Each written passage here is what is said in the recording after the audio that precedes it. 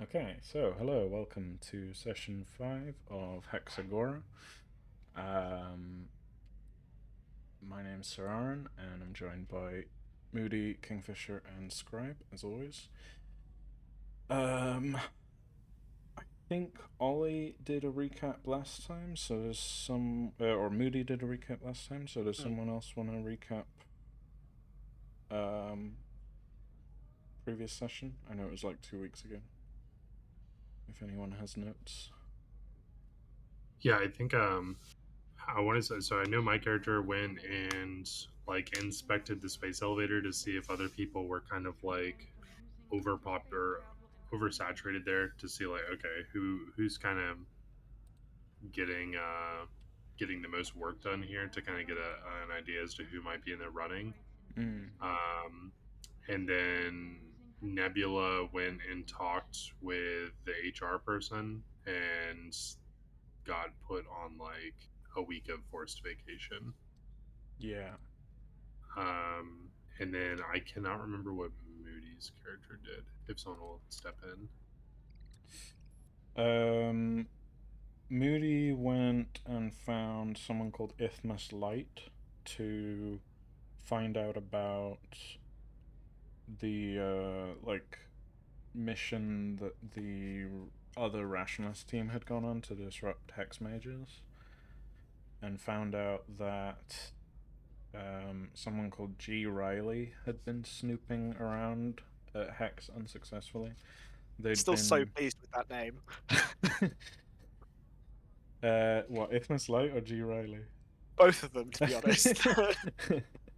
um, they had first tried to get the Emperor to like disavow Hex because of their like involvement with the keeping of the uh, space elevator as like a conflict of interest, and that didn't work. So then they tried to hack Hex computers with paradoxes, and that didn't work either. And now they're trying to frame Hex with like a ship malfunction to get the Emperor to like disavow them.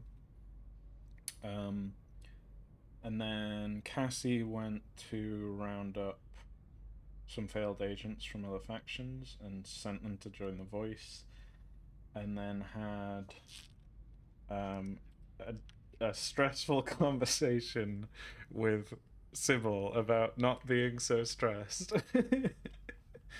And got told to take some time off work, much to her dismay. um,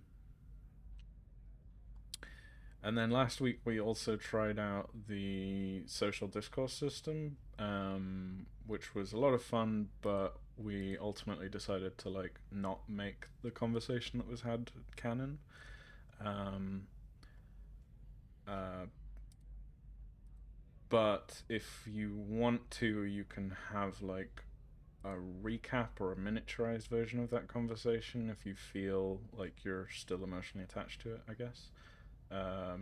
Without all of the mechanics, like we can come to a conclusion about what you talked about if you want. Because I think, well, unless you've changed your mind, Scribe, Cassie was going to go and do other stuff whilst Moody and Kingfisher went to the space elevator, or have you changed your mind now? say that one more time. Scribe was, Cassie was going to, or we weren't sure whether Cassie was going to join the mission to the space elevator or not because she'd been told to take time off work, and whether it would Oh, yeah. count and stuff, or whether to disobey. Like, because the argument that was had in the non canon social discourse was basically uh, Ilya was trying to persuade Cassie to, like, basically disobey her boss slash go beyond the call of duty and like Hmm. come with you on the mission to do stuff and like put her name in the shortlist for sure. That's Uh, not first scene, is it? Pardon? That's not first scene, is it? So I was talking to my mom. Sorry. Oh right, sorry. Yeah, so I was just saying like that. I was explaining the social discourse, and I was wondering whether we want to like abide that or retcon that slightly, or just like what is your plan for this session, Scribe?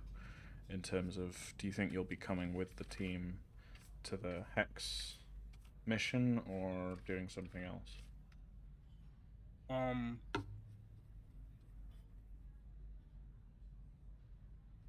I mean,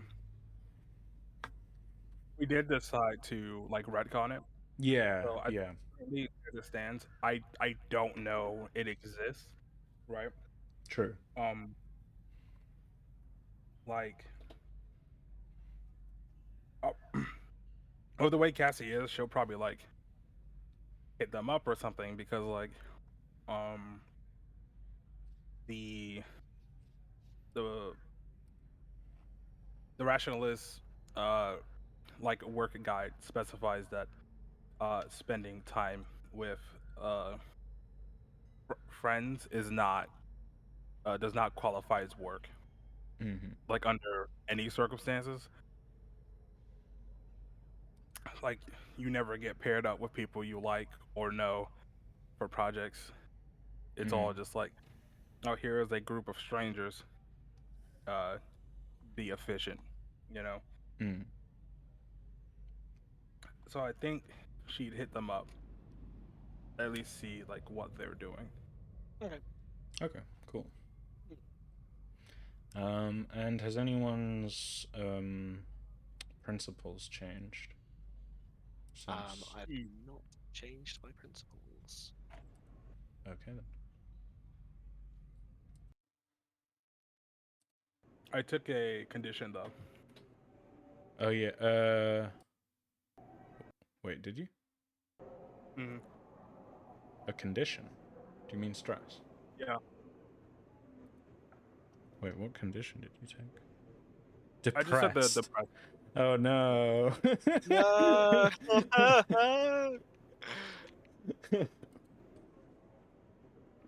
Is this because you're on holiday? 100%. That's 100%. No.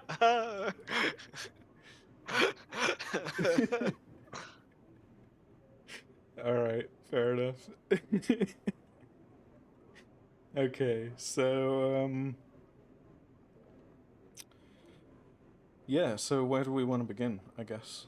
Oh, I went ahead and I added mine too. I swapped out my sabotage meat because we've kind of already done that. Oh yeah, sure. And I will figure out how much influence Exahedron has. I wasn't sure quite how to say it, but like I want to figure out like what they're doing and then take action to like push them back some. Yeah. Okay. So I guess I'll just say how much influence they have with the Emperor. How much influence they have, and Or maybe it's better to say I'll figure out what their current standing is. sure, yeah.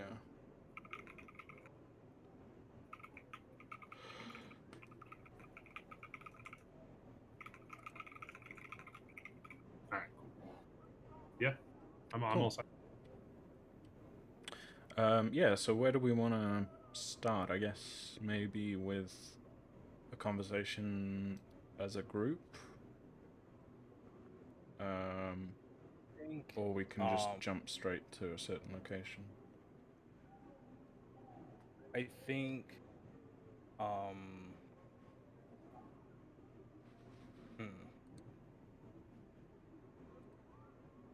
yeah, I don't think that I don't think Cassie acts first right now. Okay. Okay, yeah. I mean, I'm. Did you figure out if Cassie was coming with us up the space elevator? I guess maybe we should just start there then with a scene of you guys talking about that. Yeah. Somewhere. Or over the phone. So maybe we cut to like us meeting in like a park or something in the like rationalist district. Sure. And because like Carla's there, this is the like sane and sensible version of the conversation, rather than the like Ilya focused, like needy and manipulative version of the conversation. Uh-huh. Like gaslighting me into working with you. That part.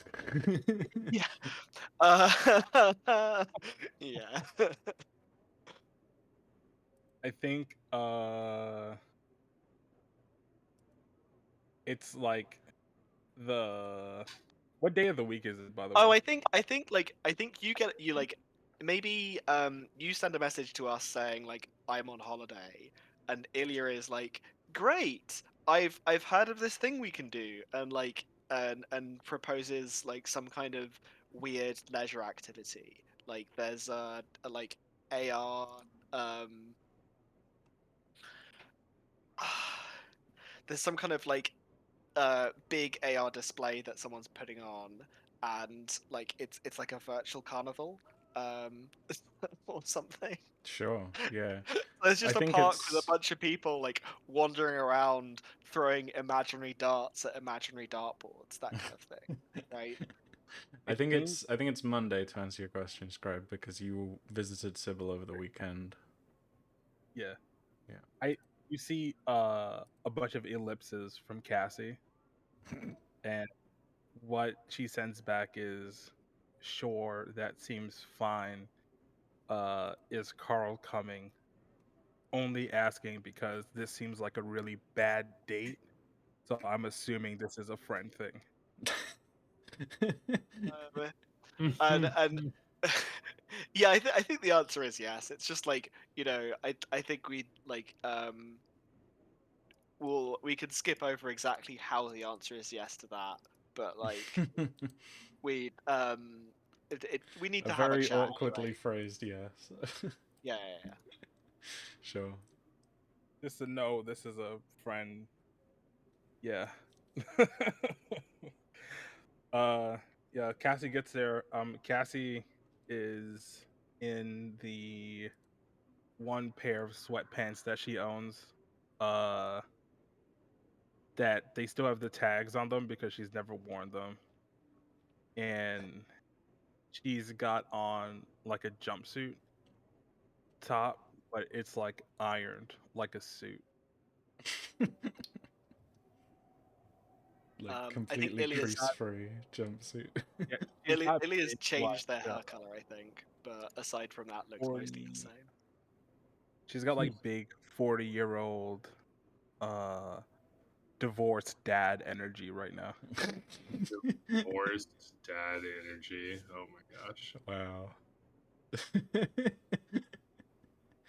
Just like, look, But after the divorce got finalized, boss saw I was kind of struggling at work, so they put me on vacation, and now I don't know what to do with myself.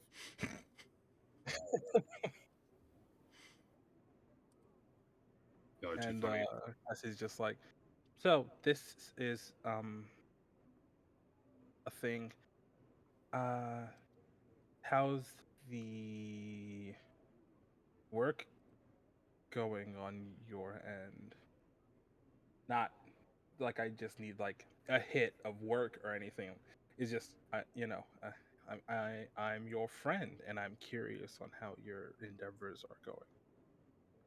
Yeah. That sounds Yeah, it's pretty interesting. I think we're gonna have to go up the space elevator. Um, there's some like honestly, well, it's probably fine. No one's gonna be listening in. There's some like really nasty plans going on that we probably need to get fixed. And stop from happening, or maybe like take credit for, depending. But um, yeah, things are kind of looking a bit bad. I mean, like how bad? Are we talking like destroyed space elevator bad or like I destroyed I mean, planet? yeah, worst case scenario, like that could be in the cards, and I really think that we should make sure that doesn't happen. Um, but I more likely is just like everyone realizes that the rationalists are not the people to send on this mission, kind of bad. So like Not good for not good for my plans, not good for your plans, not good for Carl's plans, just generally not good. Um, Um, so we're gonna try and Weird. stop that from happening at least. If the space elevator is gonna blow up, why would the rationalists be getting blamed for that exactly? That seems like a voice thing. No, it's it's a kind of crazy, kind of false flag thing that someone is plotting. This guy G Riley and his group. I honestly, it's the kind of plan that I think you know, it seems desperate. It seems pretty insane. But if it worked, it would look really good on him. But like, it's not gonna work. You know what I would love to do? I'd love to, like, walk into Civil's office, take that name you gave me, and like request a transfer, request a transfer for them, so that it doesn't get pinned on the Yeah, but rationalist. the I can't like do that they because want to be in the rationalist, and we don't like. You can't just transfer people who haven't requested one. guess I can. No, no, you can't. Yeah, if they're not doing well or upholding company policy, yeah, I can. That sounds like a violation. Like straight up. I We have a specific code against terrorist attacks. It's like in subsection B. It's super early in the book. But I can't do anything with this information. So if you guys are gonna die, please make sure you fill out the appropriate forms first. Yeah, I'll make sure everything is neat as a button if I die. I promise. And all the I forms. will take care of out your out of ghost if you character. die. Sorry. Do you want to not come? Right. In character, you haven't asked me to come yet. It's just I'm working with the impression of, oh, you guys uh sound like you have a plan and you have it covered. That's where Cassie's coming from. Right. And if you don't have it covered, don't get me murdered. So like how dangerous are we talking here? Are we talking like in degrees of failure? Are we talking like we talking like 2 rolls, 3 rolls? Like what are we talking about here? Like how many how Um. hard would this be to stop? I think you don't really have enough information yet to even work that out. Like, all Mhm. you know so far is that there's a team of rationalists that are trying to frame hacks with some kind of ship malfunction. Um, so at least one role will need to be dedicated probably towards getting more information first. Yeah. Well, do we think that? I mean, while the three of us are here, do we think that we want to try and dig in and get more detail? Because, like, from my information, I know that like the hex is kind of up there, and these others are, I guess, are trying to like take advantage of that. But yeah, I could talk to some people. It's publicly stated that I'm on vacation, so there's a possibility that they won't think I'm like narking on them if they talk to me.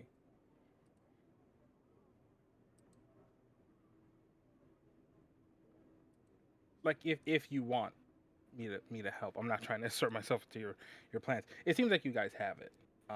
okay. But if you need like someone in the van, I could totally do that. I Well, think you're that's you're code still. I for mean, Cassie desperately wants you to ask her to help. well, Yeah. speaking, since we're all on the proper forms, if you're currently on vacation, you can't be doing work with us. Yes, I can, because we're friends. Yes, might be the first time you've heard of it, but we are friends. Uh, so any time that I spend with you guys doesn't count as work. got a Oh whole my policy god. together. Yeah. Cassie, I didn't realize you felt that way about me. I I mean don't. about us. I don't. It's just if I kind of want to help. So Oh, okay. Oh. I mean, if you want to come, yeah, like absolutely, it would be really helpful. And like in fact, that's kind of why I wanted to have this conversation is because like I really wanted to ask. I just didn't know, like I couldn't think of a good way to ask. Um, I had a without. dream that you went about it the wrong way. Uh, but like that that like didn't happen. So, but it was a really weird dream. You were really pushy. I don't know. It was kind of hot actually. But that's not the reality we live in. So Uh, anyway, so you do confirmation on the friend thing and confirmation on the help because I do have to put that we're friends in my HR file, so it's kind of You official. don't have to write an HR file for your holidays. See, that's actually the part of my job I actually do get to still do because like you are responsible for maintaining your own HR file No, no, when you you're in like. HR. I know you have the option, but you probably shouldn't, right? Like it kind of goes against the purpose of like. In fact, no, I shouldn't try and weigh in on this one. If like, listen, you need to just deal with this the way that makes you feel comfortable and the way that you can deal with it. Like. Do I not seem like I have this handled? uh,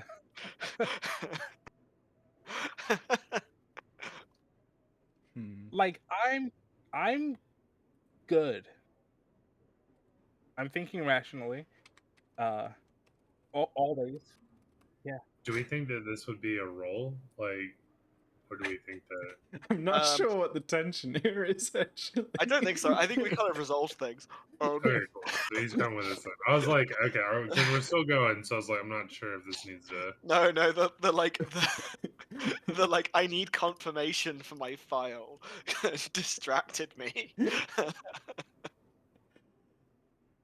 Okay, so I'll just talk to Sybil. I'll talk to Sybil real quick and be like, "Hey, could you add Ilya and Carl to my HR file that we're friends, so that I can go to this weird AR event for them, and you won't think that I'm like working on a case." um, can you also mention that you're thinking of going on holiday up the space elevator? Where would I be going up the space elevator? Like space? You want to see space? Yeah, like see the stars, get a little I closer am to space. good I old don't dad. have to see space. I don't know how well Sybil would believe It that. it's fine. Just write the listen. Just write what I'm about to say, and Okay, it'll so sound. you want me to lie to Sybil twice, and one of those is about something that doesn't make sense. I I can do that. It's just I'm I asking want for I confirmation. want you to make her. I want her to be reassured that you're having a nice holiday, and we are going to give you a nice holiday because A, you're going to go up a cool space elevator, and B, you're going to get to do some work, so you're going to be less stressed. Do I seem stressed? I'm not stressed. I'm a bit worried. I'm not stressed though. I'm super not stressed. I've never uh um yeah yeah not she just starts fucking crying. oh no. Yeah, Oh I'll do dear. that with Sybil real quick. I'm sure she's in her office. Just real quick, and then I will be right back. Uh, yeah. Are we meeting at the elevator? Yeah, that works. Sure, yeah. I think we probably don't need a scene with Sybil. Like she's fine with it, especially since I'm pretty sure she's the one that even suggested you should go up the space elevator. So, yeah. I think before that, I think Ilya is going to attempt to force, um, like, is going to like chat to Cassie and attempt to work out something that would be sufficiently calming and relaxing to clear their worried, right? Like looking for a middle ground between something that is literally work and something that is like a relaxing activity that sort of humans enjoy, right? Oh, let's find you a date. I can do that. This is super easy. I could definitely I can find you a date like right now, and Wait, that's like what? work because Wait, it's what? like What? Oh find my you god! No, no. Anything? Is there a any date. other?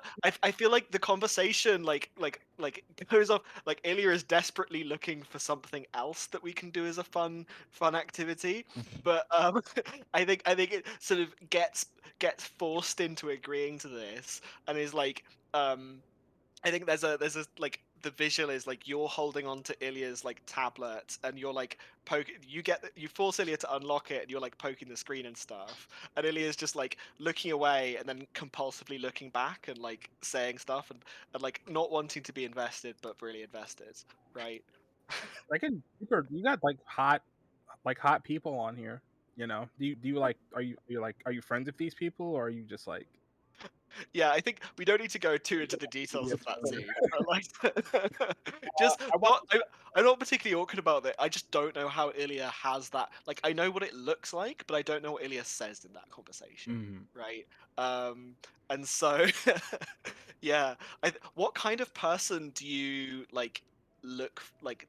Do you end up setting up a date with for Ilya? I think they're like I think they're super like super like a hippie level of chill. Like somewhere in between like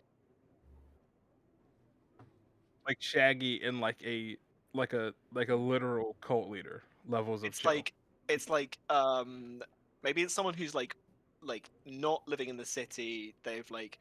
They live outside of the city and they're like doing like actual farming like on a small like piece of land and they just come back in occasionally, you know, they've got some other like job that they do to make money and pay for electricity bills once in a while, but like mostly they've got this like very slightly idyllic life where they've got no goals, no boundary, like you know, they're not really up to much. They're kind of just living life at their own pace, that kind of thing. Yeah, and I think they're also like former hacks.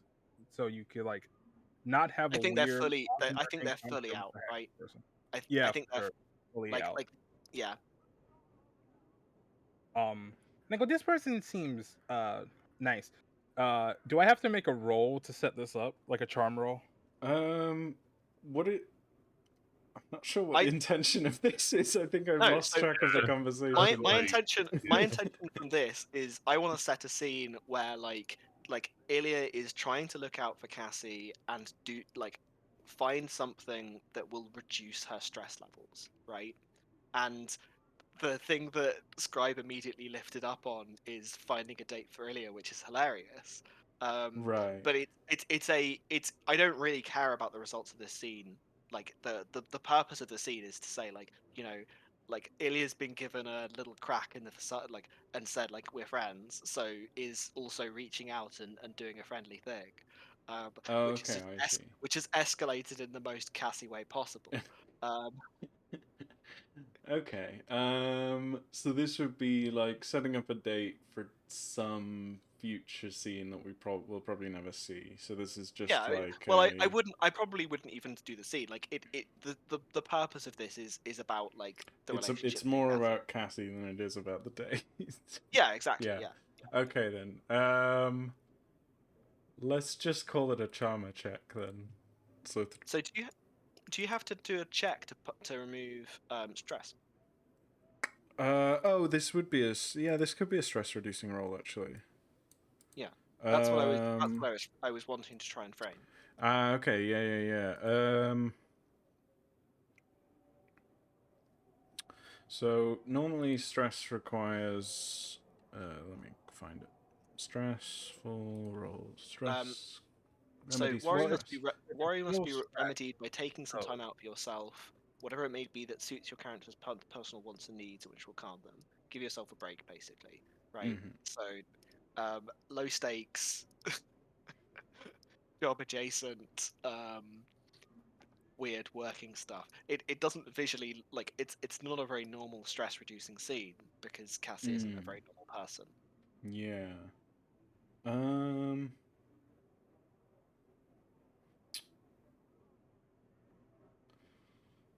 Let's see.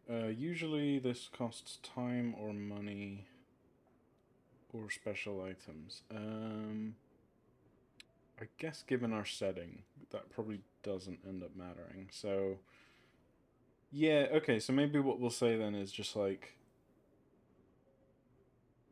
this ends up taking kind of the rest of the day. So, like, the reduction of time.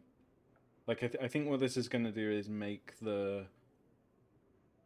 You'll remove your point of worry, scribe, but I think this will like put more of a time, more of a ticker, or advance the clock, so to speak, on the like rationalist doing bullshit or whatever. We've got to like handle this pretty much. Yeah, make sense. Yeah. Cool. Okay. I still had that point of confusion from the what you call too, so I also just removed that. Oh, okay, cool. That was from the social. That was Yeah, from the yeah, right. cool. Okay then. Um.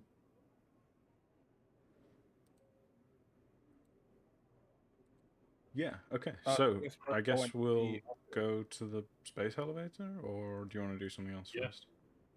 No, I mean, I kind of want to see what happens at the space elevator. Mm-hmm. Okay. We got on elevator. Yeah. So I think you go to the space elevator, and I think I described it before as being like two side. It's sort of like half of it is very much like an airport where it's like this huge building that takes up tons of space and is like got lots of foot traffic coming in and out of it at all times. And then the other half of it is like a train yard where like heavy freight and lots of imports and exports and stuff is coming out and in. And I guess there's also a part of it that is like where the or I get no, I guess this is happening in space. So the actual ship, the colony ship, is being built in orbit, but like lots of materials and stuff is being sent up to it through the space elevator. That's cool. Yeah. And what's at the top of the space elevator? Is it like, can we kind of it's a spaceport at the top, right? So like, is it made out of like an old asteroid? Is it made from like is it like a really fancy, like it's almost like a district of the city? Is it, because it could be like a lot of different things, right? Yeah, I think it's a small district in and of itself. I think people do live up there for sure.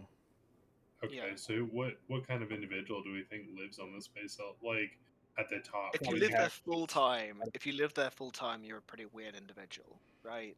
Or you're like very rich or something, or you're a visitor. Yeah, you're just here temporarily. I think it's probably a mix of people who are up there for like they're up there for work, like maybe 3/5 of the time or whatever balance you need to like keep your keep a relatively like good bone density, and a mix of people who are like up there all the time and just don't plan on like landing on planets that often, and or people that have lived in space their whole life but still need to like travel from planet to planet. Yeah, in all sorts of different places, right? People who've lived in space their whole life in all sorts of different places. So like quarantine hotels are over here. Kind of. Well, also it would just be like they physically can't go down it because otherwise they would crush themselves to death or something. Like oh yeah, it's probably super different. Yeah. And I think the like trip itself. So it's basically like a bunch of train tracks that go into space. So it's not just one elevator that goes up and down. It's several of different sizes. Um, I have to say, the more that this place is described, it is wild that this was suggested to me by not one but two people as somewhere I could show on my vacation. Like, it well, seems like there are like observation decks and stuff on at the top as well, where you can There's see like out into space and see the planet from high up above and stuff. a and you low gotta gravity go zoo up to there work. with You want like to go to the trail yard? You want to go to the rail yard? Look at those old trains. Like, there's like a there's really? like a low gravity zoo up there with like bioforms that have like evolved or been bred in low gravity. There's like Okay. some weird sports facilities for like games that are invented for low gravity situation. Like you know the did you watch like Ender's Game? Like stuff like that, right? Yeah. Oh Where it's yeah, yeah. yeah, but like that's that obviously like it's a small district of the city. There's some stuff up there like that, which if you live up there is like the equivalent of a tennis court, but if you're visiting is like a huge novelty, right? Like Mm. and actually quite exciting. Like there's probably like a swimming pool where they're doing fun thing. Like actually this sounds very unsafe. I was gonna say like a fun like Yeah, it sounds suspended in super. water swimming pool, but like that sounds very unsafe. Um, Infinity pools are unsafe, and people have infinity pools like in real life. So I it's suppose maybe it's like a separate pod. There's Maybe not a there's swimming it's like pool. There's a swimming orb. it's a separate pod. It's like the entire like yeah, they have like floating bubbles inside it where you get air and you just like but it's got a separate airlock to get in because they're like, you know what, we shouldn't have this just in the main thing. you know what I'm actually thinking about now. Like,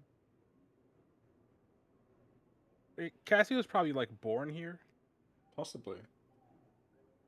given the whole Star Child thing. Hmm. So I don't know if this would seem novel to her specifically, but I think she is like looking around, like, so are we here to like fuck around, or are we like genuinely here to like stop this stuff from blowing up?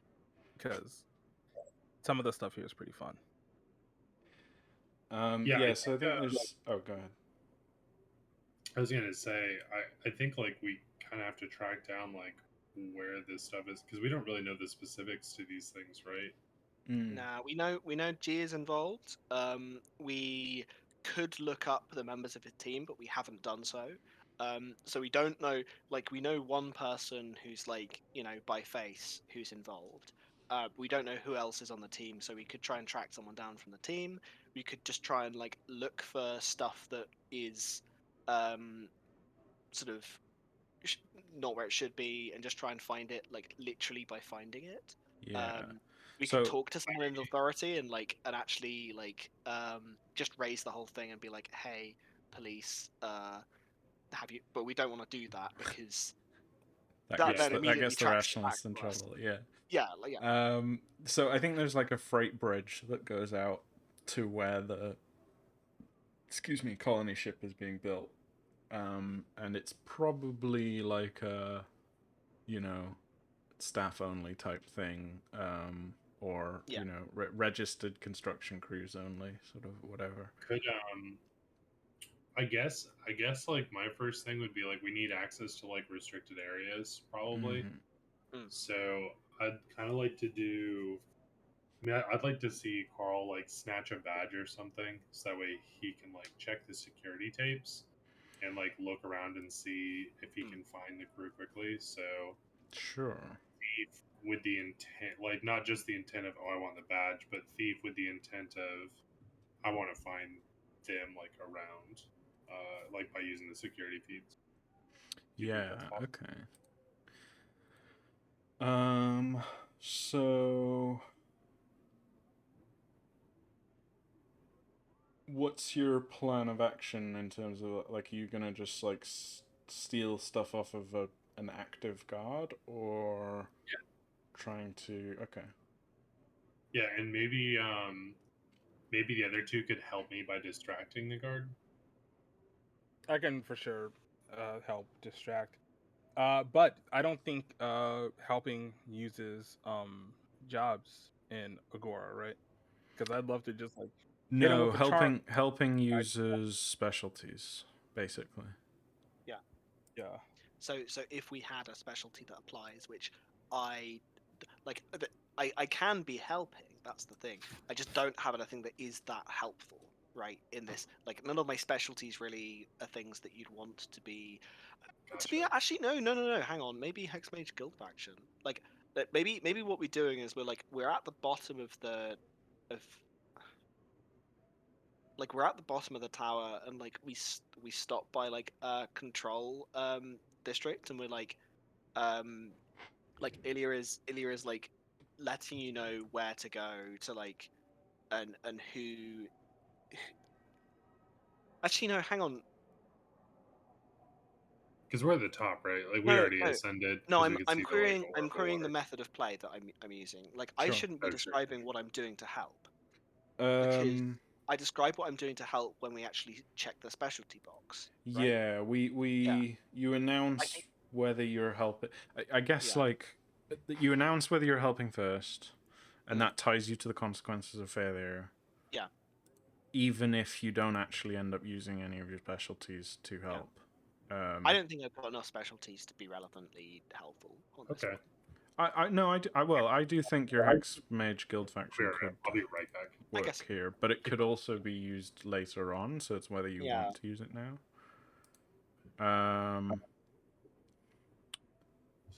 I can use my Baylor City specialty. Mhm. Just like start. Yeah, Street Fire would be the other one you could use earlier. Yeah, I guess. Yeah. I guess. Because we've described the top deck of this elevator as being Yeah. its own city district, practically. So Yeah, Kingfisher's just FK for a second, Sure. so we're gonna wait till they come back. I'll work out what the difficulty of the job will be in the meantime. So it's a thief job. He's basically stealing stuff in broad daylight or pickpocketing, which counts as a factor according to my thief job description. I'm pickpocketing. Yeah. And generic factors, where are we? Sorry to get a package. I'd ordered some sweatpants, and apparently Amazon did not put them in a bag. They're just like in shrink wrap.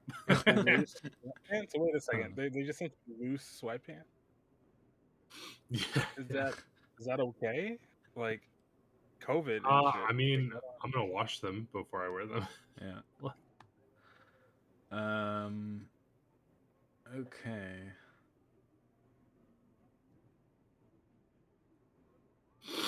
So you've mostly been practicing thief so far, right? Carl? I've done it a couple. I've used it a couple times. Yeah. It's up to 3 now. Yeah. I've leveled it up twice.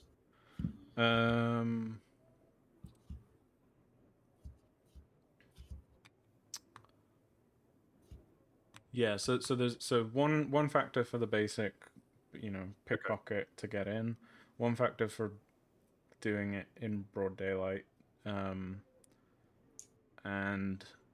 I feel like there needs to be a third factor here just because of like the Well, I mean, it's a pressure guard, right? of like pretty- you're in a fairly highly secure location. You're basically trying to break through airport security or whatever, right? So I'm either gonna say you've never done this before and count it as a factor, or say that this counts as like a cunning or mighty opponent and count a factor. So we're at 3 factors or difficulty So it 3. means I need 3 successes. 3 successes. Okay. And I have 3 dice, and there is or is not a way to get extra dice. There is so you could use your assets. So you could use your. Okay. You could be dressed up if you want. Yeah, I and like take a that. bonus dice. I like the idea of just like I'm also wearing like a guard uniform. Sure. Yeah, I'll let you take a bonus dice for that. And we can still. Yeah, and then if Cassie and Ilya want to help, they should announce now. Yeah, I'll help. Okay. And how are you? Are you like distracting the guard, or? We'll get to it if you actually need the help, basically. Yeah. Okay. Oh, they roll after I roll. Okay. It counts as kissing, so they can basically Oh, kiss the okay. dice for you if you've got nothing. Yeah. So I've got 4 dice. I need 4s now because my rank increased. Yeah, finesse rank 4. Yeah, All right, I'm gonna roll physical dice. sure. I got a 4, a 5, a 4, and a 1. So I got 3. So 2. Oh no, wait, 5. Yeah, cool. 3. I Nice. passed. If I had not increased that rank, I would not have passed that. But yeah, so I just like go. We just see Carl like go up to a guard and just be like, "Hey, I got your coffee here for you," and like I'll bring coffee to another guard, and then like proceed to spill it on him and swipe his badge in the like kerfuffle. Oh shit, man! I'm so Sure. sorry. Like, God, I'm so clumsy. And just like while he's in the changing room, like I Yeah, duck in and that take a look works. to see like the security footage or whatever. And I think I probably like don't see them directly because they're like another team. But maybe I see like a bag or like a duffel bag, like a black duffel bag or something, like out of line of sight on one of the shots on the camera. And so I kind of know, oh, like that's out of place. Like, and like Sure. I guess that's Yeah. where we go next. Sure. Yeah, I like that. And I just like keep moving. Like I got the pass on me, so I can get to that location. So yeah, sweet. Cool. So I passed that thief test. So do I mark a check or no? You only No, mark so that's just a straight up pass, and you didn't kiss it either. So yeah, there's no XP gain there, unfortunately. Okay.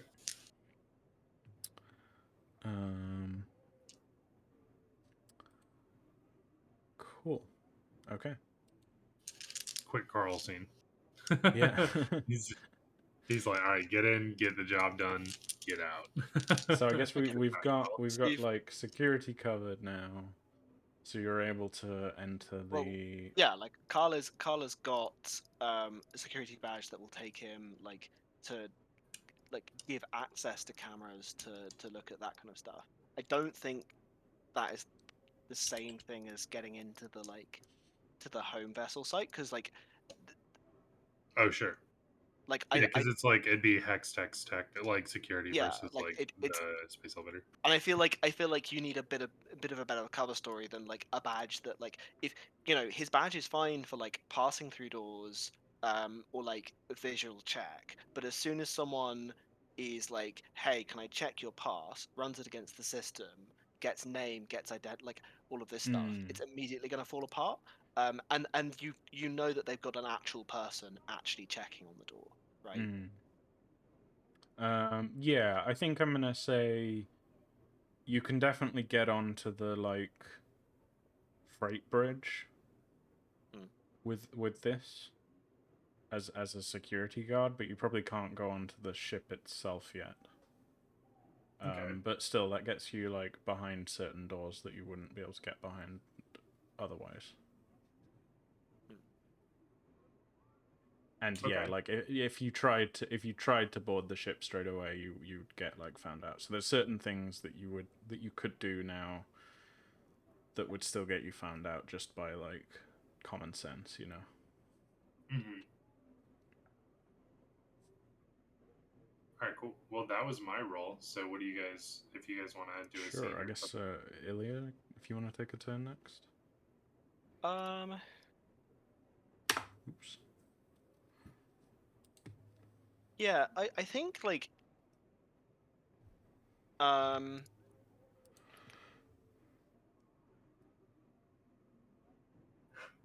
wondering like where the people who are involved in this like on the rationalist side like where are they?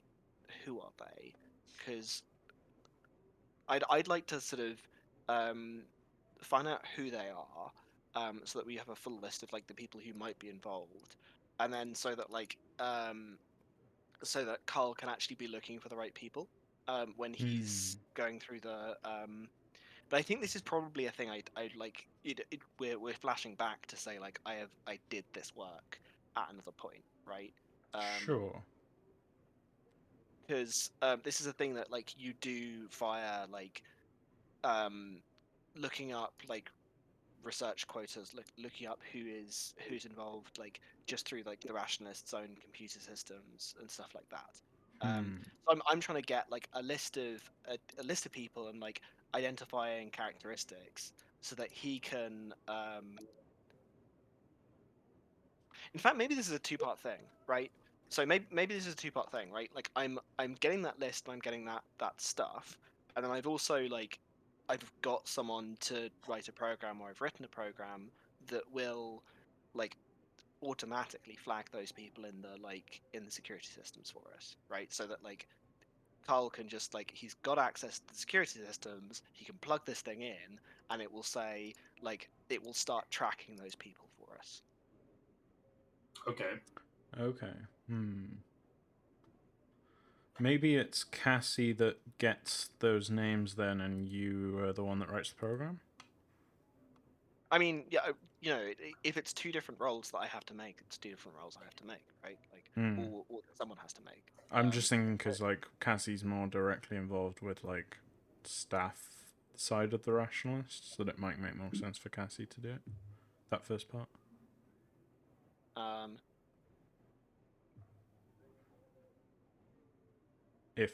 If you think that's a good idea, Scribe. Am I lost him? He's dead. So you definitely think those are two different roles, right? You're talking about, well, based on what you said, you're getting like the full list of.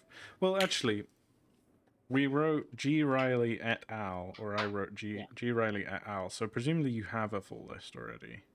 I mean, like, I just Right, don't know right. whether getting the full list is like, like, if you think it should be two separate roles, it can be two separate roles, I think right? we already have the But list.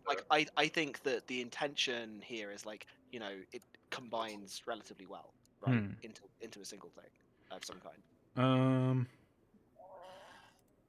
Yeah. Okay. Let's say that the names that you already got from the previous session are enough then. So we'll just say.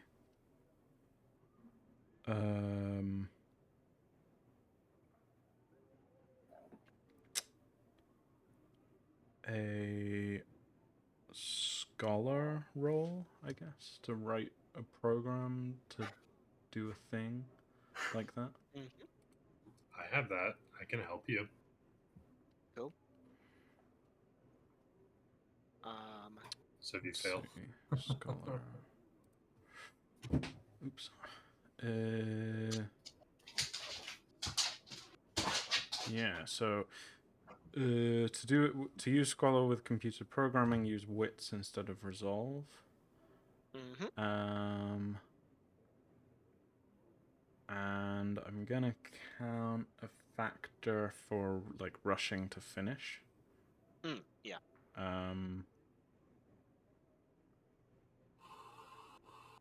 And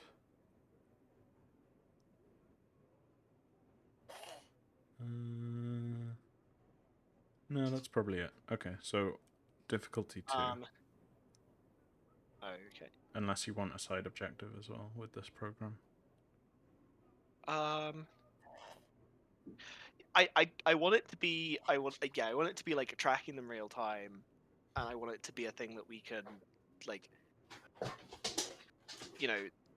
we can set it running and then like leave and have it keep running and like just be walking around with this Oh, data bring it. Yeah, so to us. bring it with you on your interface instead of having it just be on instead the... of having to have someone sat there Yeah. downstairs being like calling up to us. Yeah, that makes sense. Okay, so difficulty 3. Cool. And I think failure here is like... failure could be we just like miss a person or something.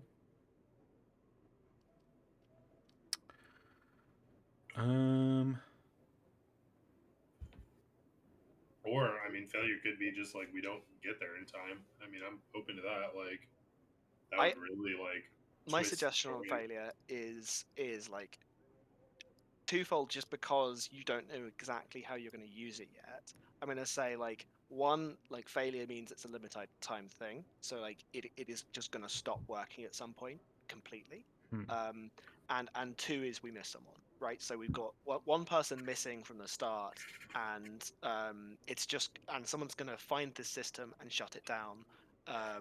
But like it's gonna get us, like we're gonna be able to know where these people are at least at the start of this thing. Sure. Yeah. I'm gonna go 46 d4. That's Sorry, four, just a four, second. 3, 1. So, Um, one missing. One missing. I'd like to use numeracy computing and mathematical sciences to kiss 2 dice. Sure.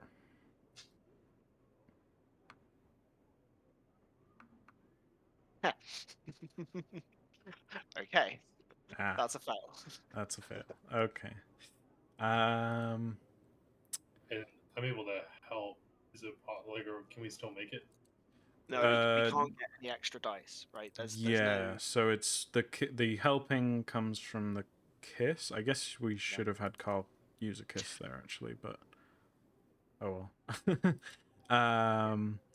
However, you both get an XP in Scholar for the failure.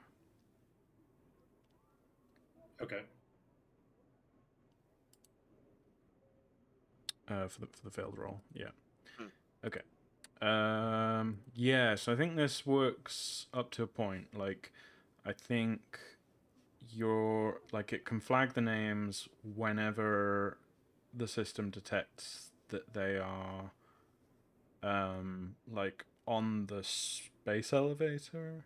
But as soon as they enter the ship, they disappear on your little interface. Okay. And yeah, I think the other thing is like there are some names are missing, which could either mean that they're already on the ship, or that they just haven't been picked up by the system. Or that they're like not even here in the Yeah. docks at all, right? Yeah. That they're working from home or like up to something else. Yeah.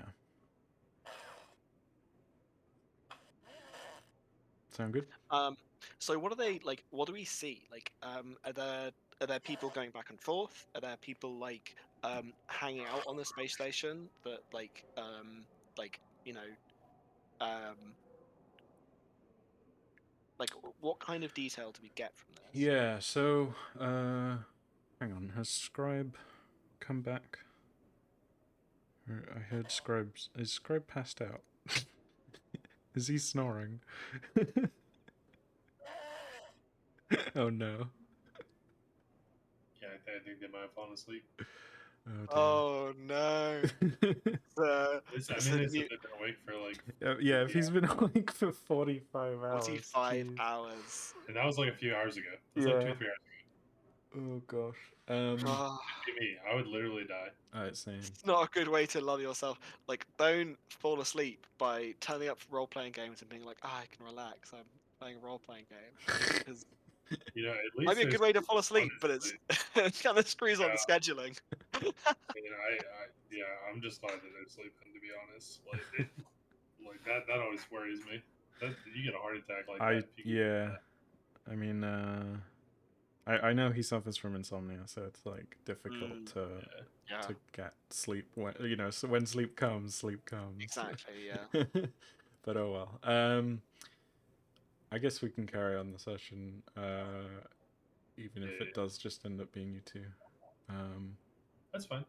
Yeah, Yeah, I mean that's they're fine supposed to for be now, on yeah. vacation anyways. So it's Yeah. kind of like Oh my god. it's like the boss is right. It's not ideal, but yeah, that's Yeah. fine. We need to finish this campaign, to be honest. So, yeah. I mean, so like we failed this roll, so we know that we're missing out on like We're not sure, right? Like, I think the big name that's missing is G. Riley. Like, G. Riley just doesn't show up on this at all. okay, Okay. cool. So we see some of his crew. Like, are they like I say, like, are they just going up and down? And they like look like they're in process of doing stuff still, or is it? Yeah, there's a bit of Maybe that's a failure condition. Is they're done, it's like we find out where they are, but they're finished with their charges are all set, they're all done. Like that would ramp up the tension a lot too. Yeah, I think they're mostly in the freight tunnel or the freight Okay. bridge or whatever. There's Yeah. one person that's actually just like in a cafe trying to look innocuous at the bottom of the space elevator. Okay. Which is like a 2-hour ride away if you were to go back down and talk to them.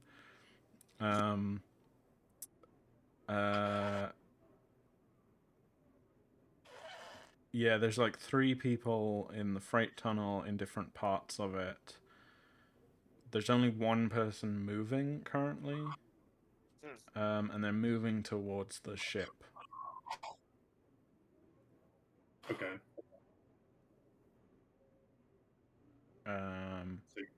So how are we seeing that? Is this like security camera footage that you're seeing, and then there's just like little tags above their heads? Yeah, I think so. Like the I think it's a line. mix of stuff. Basically, I think the program is like picking up on lots of on different sources of data and compiling it in a way that is like, you know, somewhat reliable. So sometimes you're seeing a person like track, like you're literally seeing every footstep they take, and sometimes you see someone jump from like floor 4 to floor 6 because There's like the next latency or because the next time that they scan something or go past something that oh can yeah, so identify it's them either this is is the last time they were seen, or yeah, it's yeah, like yeah. yeah. If so it's sometimes it's full track, right? Like I think Mm. there's sections of the freight bridge where like it's really clear what's going on because like the security systems are set up to be really monitoring this section.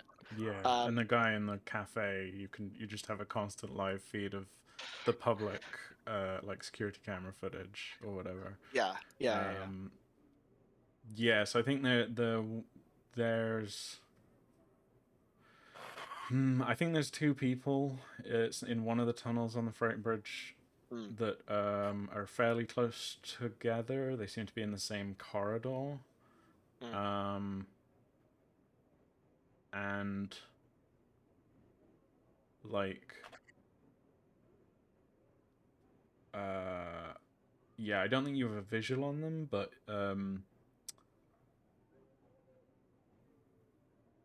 maybe there's like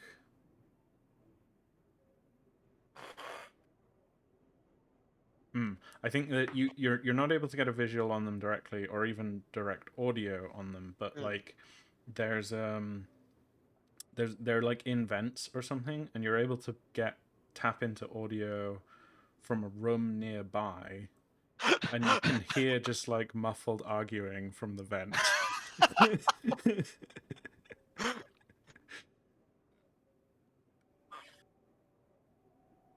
Oh my Oh, god. yeah.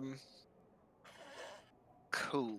How much like how's the security for like the bridge set up, right? Like if you sneak past the entrance, or if you get past, like, are you kind of relatively free to wander around just the bridge?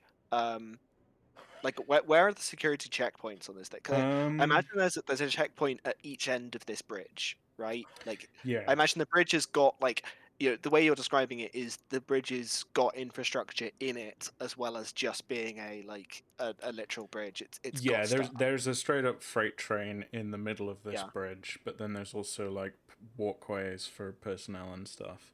Yeah. I'm sort of imagining it like the Pillar of Autumn from Halo, but like stretched out to a whole bridge instead of a ship. So just like long tunnels and cranes and stuff.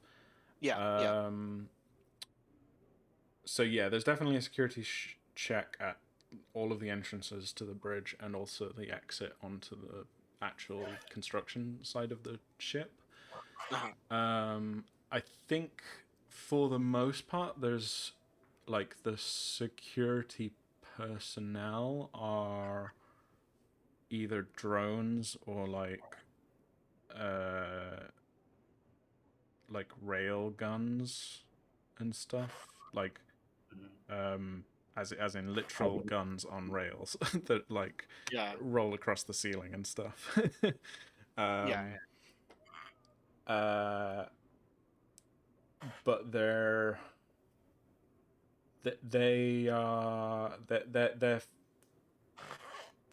function. They probably don't like they have guns, but they don't shoot bullets. They're probably like Slugs. giant tasers or something, basically. So they if anyone were to like intrude and raise alarm, they would just get like immobilized pretty quickly until so, guards can show up to arrest them or something. I'm voting for like space foam. Space foam. So Nice. it's like Yeah. cross between a fire hazard system and a like person hazard system. It just covers you in foam that just sticks you down and is like partially permeable to oxygen, but like extremely fire retardant. So you Yeah. kind of just, if you get covered in this stuff, you basically just like, I can't move. I can just about breathe. Yeah. But you can't really do much of anything else. Yeah. Yeah. I like that. Like classic Batman gadgets, like Mm. foam. Yeah. Um, Okay. and I think also the um, I think this is the first time we're probably also seeing members of the collective, like the AHB collective, who are just like, acting as additional guards from spot to spot.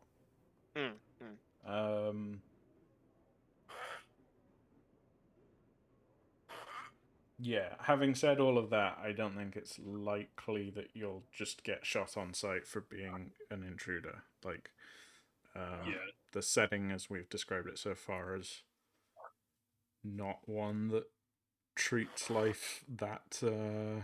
No, I mean like that the yeah, shooting on site that could happen is a let's detain these people who are yeah, acting like beyond the bounds of like just normally suspiciously, but like actively running. Like if yeah, you're running through this place and like shouting and stuff, probably the security alarms trip and is like probably best to detain these people, yeah. right? And Like nobody is shooting live ammunition at the top of a no, space station. Like, no.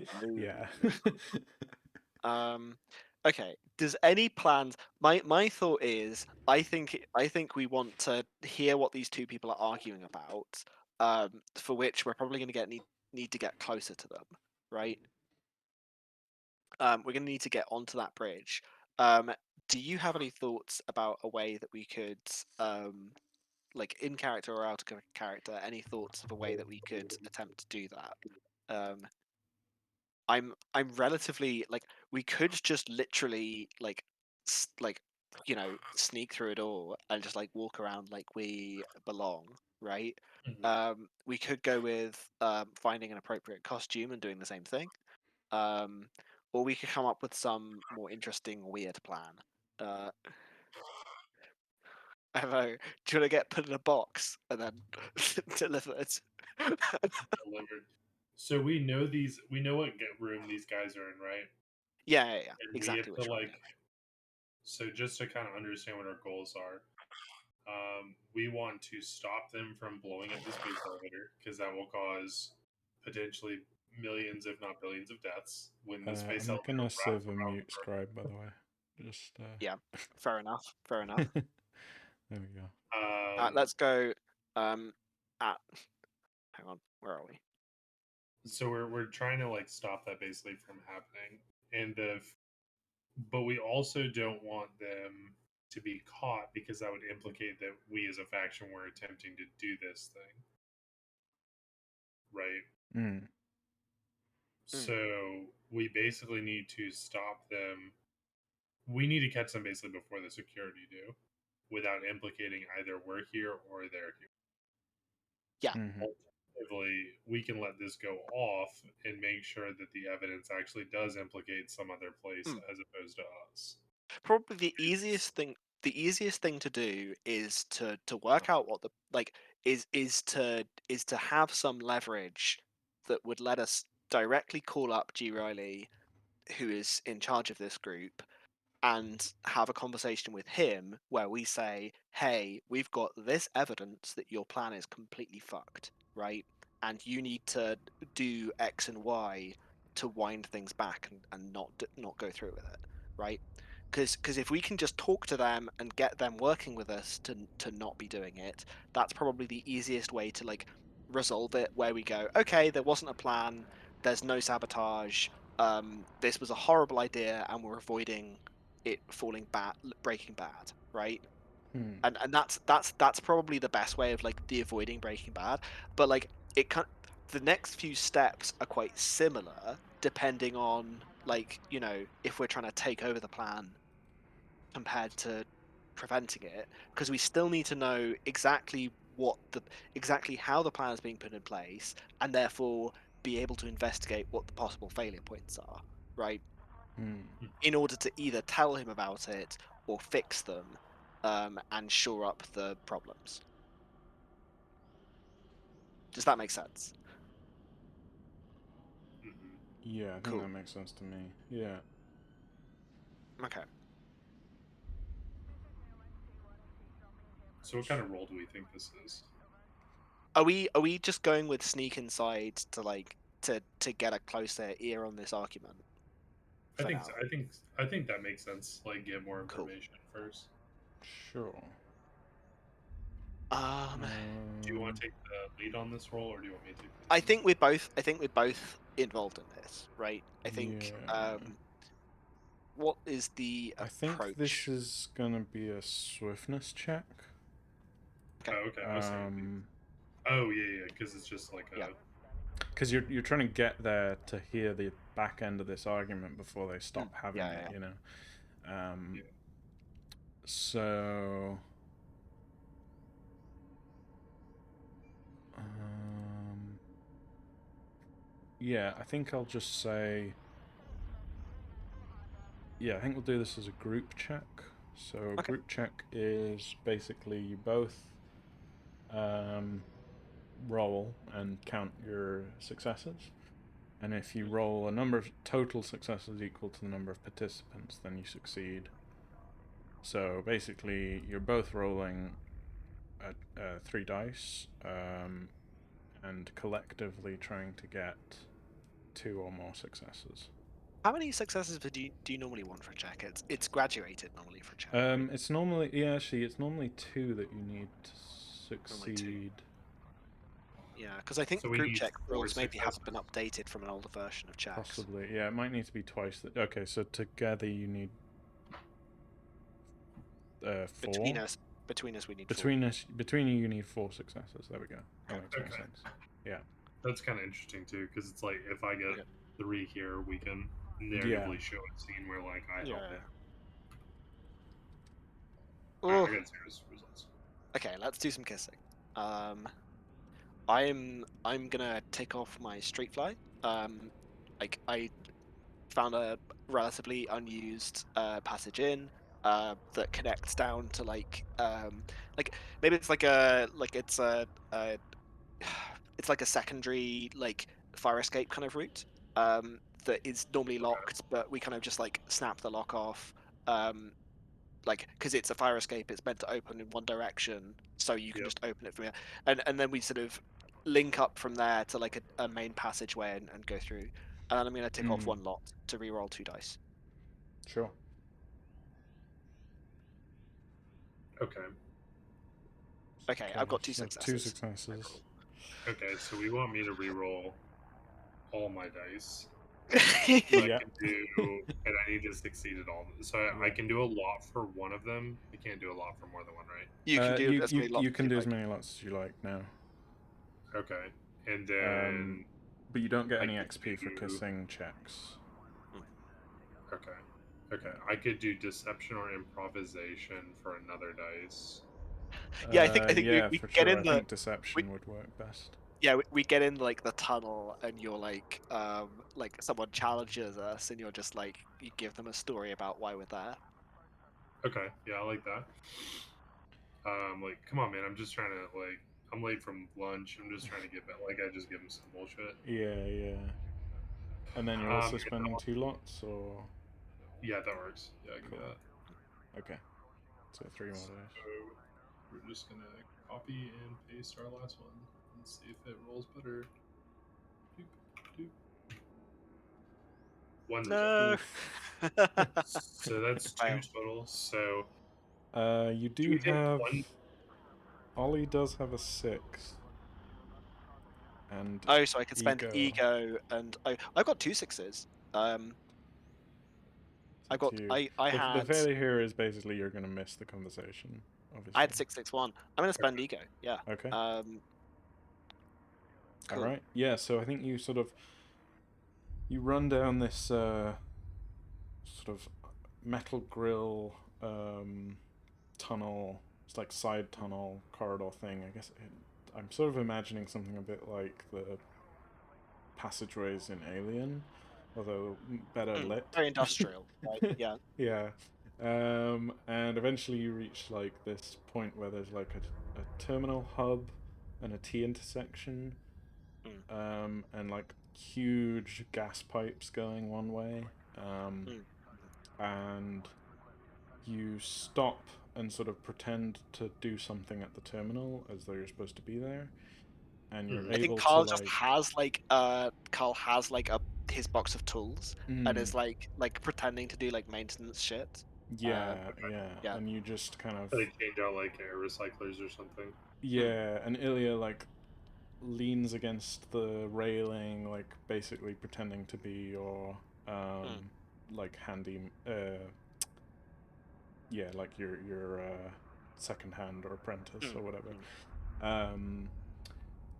And you're able to like hear the back end of this argument through the vent, and it's basically 2 voices, one male, one female, saying like,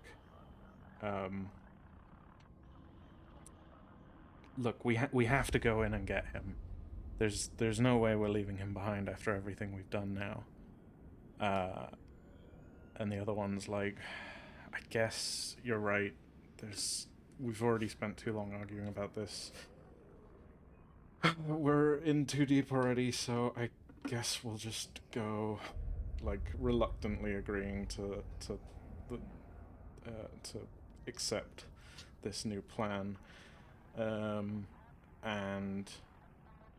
yeah, basically what you pick up is that G is in Hex custody on the ship, like in one of the bays of the ship, of the partially constructed ship,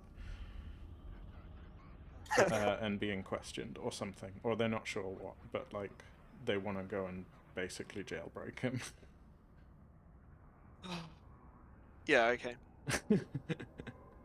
and then you just like hear the sounds of them shuffling through the vent, like getting further away. Okay. And I think that's where we'll take a break. Okay. So we'll Cool. say 5-10 minute break. Cool. Yeah, it works.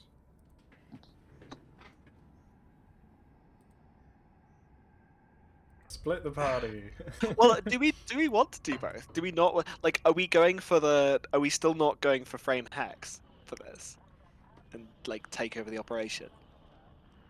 The thing is, I don't think Cassie operates like that. No. I Okay. think Cassie does a fair amount of subterfuge, but her main thing of like fucking with people is getting people to like say shit they're not supposed to, not like, frame people for shit that they didn't do. Yeah. That's why like she like I tried to lean into it when we were getting like the information and stuff like that, like from Meat, like what our cover story was gonna be. Like it was just like, oh, like you have to make something real, you know. You can't just lie, basically. That's like Cassie, right? But if that's not y'all's thing, I'm totally cool with just helping with whatever you guys want to do because I'm not here working anyway.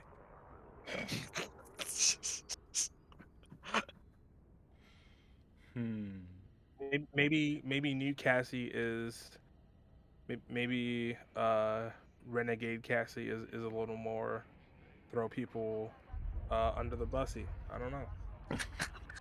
This is a new experience for her. um.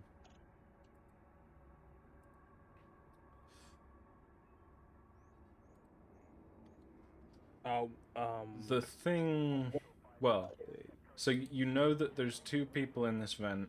I guess we haven't established where Cassie is right now because we kind of wandered off without you whilst you were asleep. But if you want to be here, I guess you can be, or you can be off doing something else as a coordinated attack or whatever. But we do know that these two people in the vent are crawling towards the ship now to like try and infiltrate the ship directly.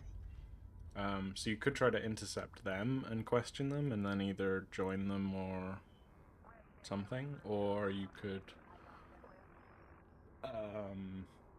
go and find like, or you could try and beat them to it. Maybe I don't know.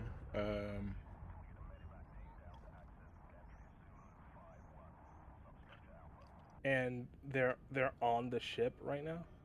They're on the bridge, so both Bridge. Carl and Ilya are on the freight bridge. Yeah. And they've just been listening into this conversation where two rationalists are in a vent, and now they're crawling towards the ship, but they're also still currently on the bridge. I can do something stupid, or I could do something smart. What's the would stupid you like? thing? Would What's you like the to hear the stupid? stupid thing first? I would like to hear the stupid thing first. I have driver. I can try to just steal the ship and like drive it off. I'm pretty sure the Possibly. big ship is too big to steal. Yeah, I think the It's also like We not get several finished, people right? to operate. Yeah. also it would be a pilot role, not a driver role. Yeah, what does driver do? I don't. Driver is for like driving cars and stuff. There are cars, so there's like cranes and stuff in this freight bridge, so you could drive one of those if you want to do something. Just like get there quicker than them and like be at the other end before these two guys can get there. Just Because shit. if you want to stop them from trying to rescue G, what we need to do is get to the other end before them and intercept them, basically, right? But I don't know whether we. I think probably we want to coordinate. I think yeah. No matter what, we want to make sure that there's only one group of rationalists fucking around in this ship, and that like these two are absorbed into our group of rationalists fucking around in the ship, right? Like we don't want them wandering around doing whatever bullshit things they're up to, on their own. Like, given that we think that they should be like given that we think that their plan is terrible and is falling apart, we probably shouldn't be actively working against them without letting them know. So we probably need to catch them and talk to them before anything else, because otherwise things are just going to get weird and silly, right?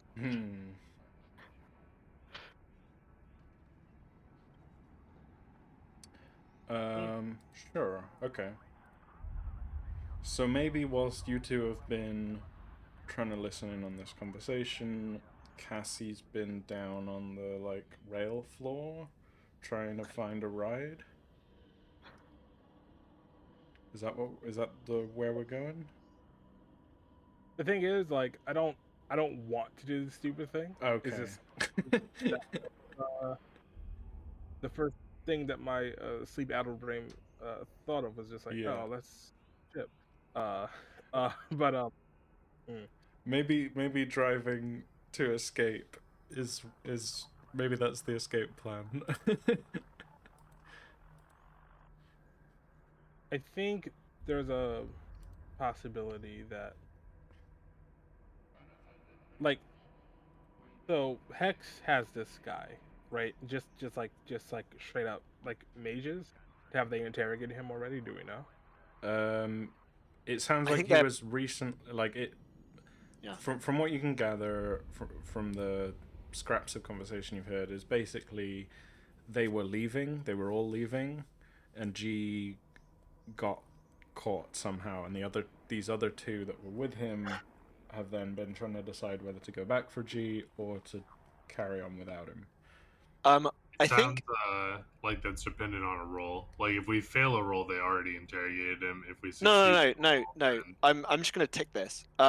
Like they're not gonna have already interrogated this. Hexmage Guild Faction Specialist, they will not have already interrogated him because that is incredibly invasive, right? And it's a thing that they might end up doing, but only once they've exhausted. Like, if they exhaust the means of like normal asking questions, and like if they also escalate the problem upwards through Hex's bureaucracy and have it approved at the highest level, then yes, they can like fully do mind invasive searches. But you can't, like, the whole point of having the it's a group of people who are spooky and psychic having, if they have permission to like just read people's minds when they're suspicious of them, that would not be good, right?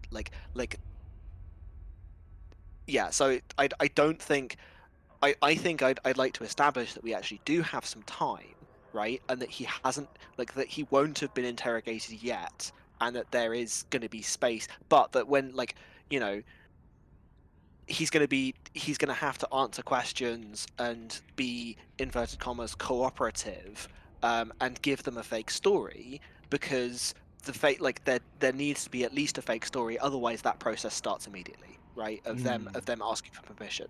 So he's telling some kind of fake story to delay things, like he will be telling some kind of fake story to delay things. Yeah. But also we only have a matter of like hours before they get approval to be like, listen, just check him, right? Just work out if he's lying minimum, right? Because that's not that invasive, is like the scan to see if someone's lying, and then maybe they then start scanning in more detail. Okay. Yeah, I like that. So this is a fact check? I'm just ticking off my specialty, right? Yeah. Oh, okay. Isn't that still a thing? Yeah. I think the way I've written it is you still have to make the check. The specialty lets you do it. And then there's Specialties, fact facts check. check. Establish new things. This is. I think the way you've written this doesn't work, because you're saying 3+ successes is a, and it's impossible to get more than 3 successes on a check. Well, you'd have to have No, more it's not. dice or use ego, You but yeah. you can only do 3 on a check, right? Like you can't get more dice. Oh, you can get more dice from like, you can get an that's asset, okay. yeah. All right, but that's it, right? That's it, yeah. But Okay. yeah, the way I've written this is slightly weird actually. We haven't done a proper fact check yet, so it would be good to Yep. try this. Okay. Do I tick off the specialty, or is it just the fact that I have it that lets me? Oh no, that ticks it off as well. Oh wow, that's really weak. Okay, Yeah, I might end up changing that. cool. So I tick it off, and I've got a check to make, which is going to be what, like a resolve check, I guess. Yeah, so it's a resolve check Hmm. to like remember this fact about how Hex operates their psychic invasions, I guess. Yeah. And I think it's probably common knowledge that they would have to go through this procedure. So it's Cool. you only need 1 success. Okay. However, But I've got if you fail this, then I think the failure is that like whoever's in charge of this particular cell or whatever is like avoiding procedure. Yeah. Yeah. We can backfill the forms. Yeah. I've got a stress, so I go down to 2 dice instead Okay. of 3. And I don't think there's anything on my sheet that will give me an extra dice. Nope. Cool. Okay. Okay, so 2 rolls or 2 dice, 1 success is what you need. 2 dice. I've rolled 2 successes. Nice. Okay. Yeah, so you've got a bit of time. Ooh, even dumber thing. Okay. Assuming I don't know any relevant information, right? Assuming that like I'm here and I'm in quote unquote vacation mode, so I'm still trying to know as little about the situation as humanly possible. Do I think that Hex are enough of like not dude bros that I can like pretend to be drunk and just like throw a punch at one of these dudes and maybe like distract them enough for you guys to run the extraction pretty much? I think we've got multiple problems, right? So I think there's a 2-layer security problem, right? So layer 1 is we're on the bridge. There's security each end of the bridge. The security on getting on the bridge wasn't that tight. The security getting off the I bridge onto the didn't know ship that is shit. the security getting off the bridge onto the ship is probably a bit more tight, right? Okay. And then problem 2 is that like he's in a like literal prison cell of some kind, right? Whether that is a case of like a storage room with the door locked, or that's literally a literal prison cell. Like there's actually a second thing that we'd have to do there. So the like maybe that's the thing that we can try when we're further inside, but I think at this point it's not the play. Hmm. Does that goose explode? I don't know if I'm trying to blow up my goose, man. No, I'm just thinking. You just see if we have a bomb, bombs are since Oh my we're using god. bombs anyway. Oh, you know what actually might be interesting. Do you think I could like use legacy to like hack into this like bomb? Maybe Yeah, use legacy to like find what they've done, I guess. Oh, Like no, you know what you could use legacy because legacy is like an archival search engine. Remember? yeah. So you could use legacy to get like a 3D map or like the construction plans for the ship, probably.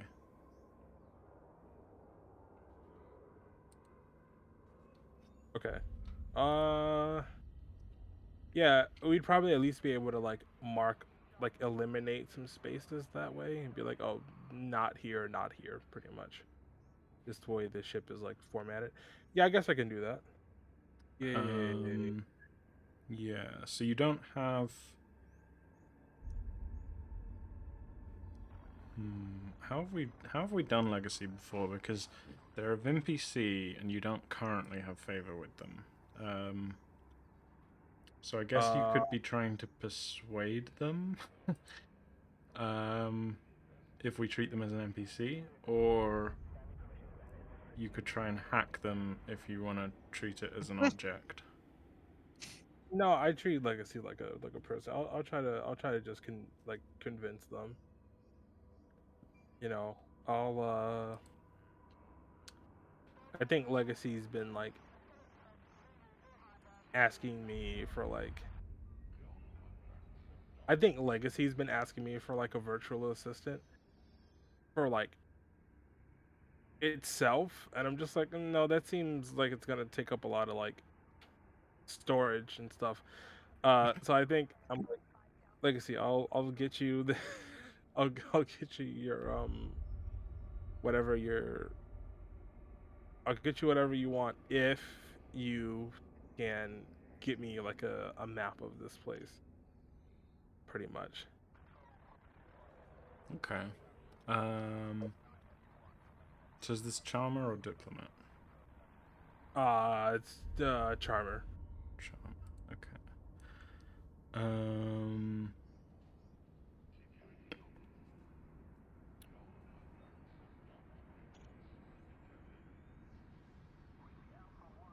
Okay. So so counterfactor on charmer for being ungenuine. or having political motivations, which I think this counts as.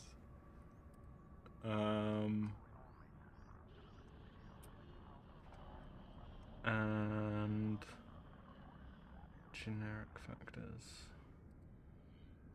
I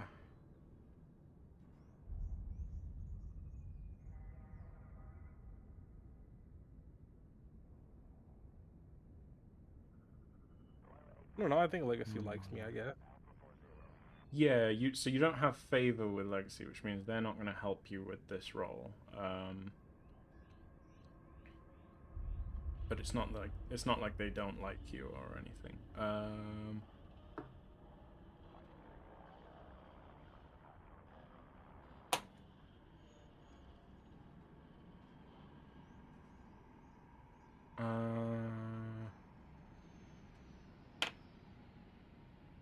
I think I will count one more factor though as a another character is actively hindering you, because Legacy is connected to the Emperor, and the Emperor has kind of flagged you for suspicious behavior already.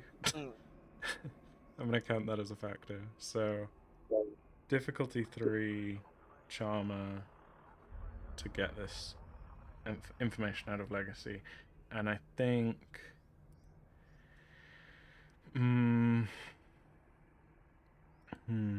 failure here.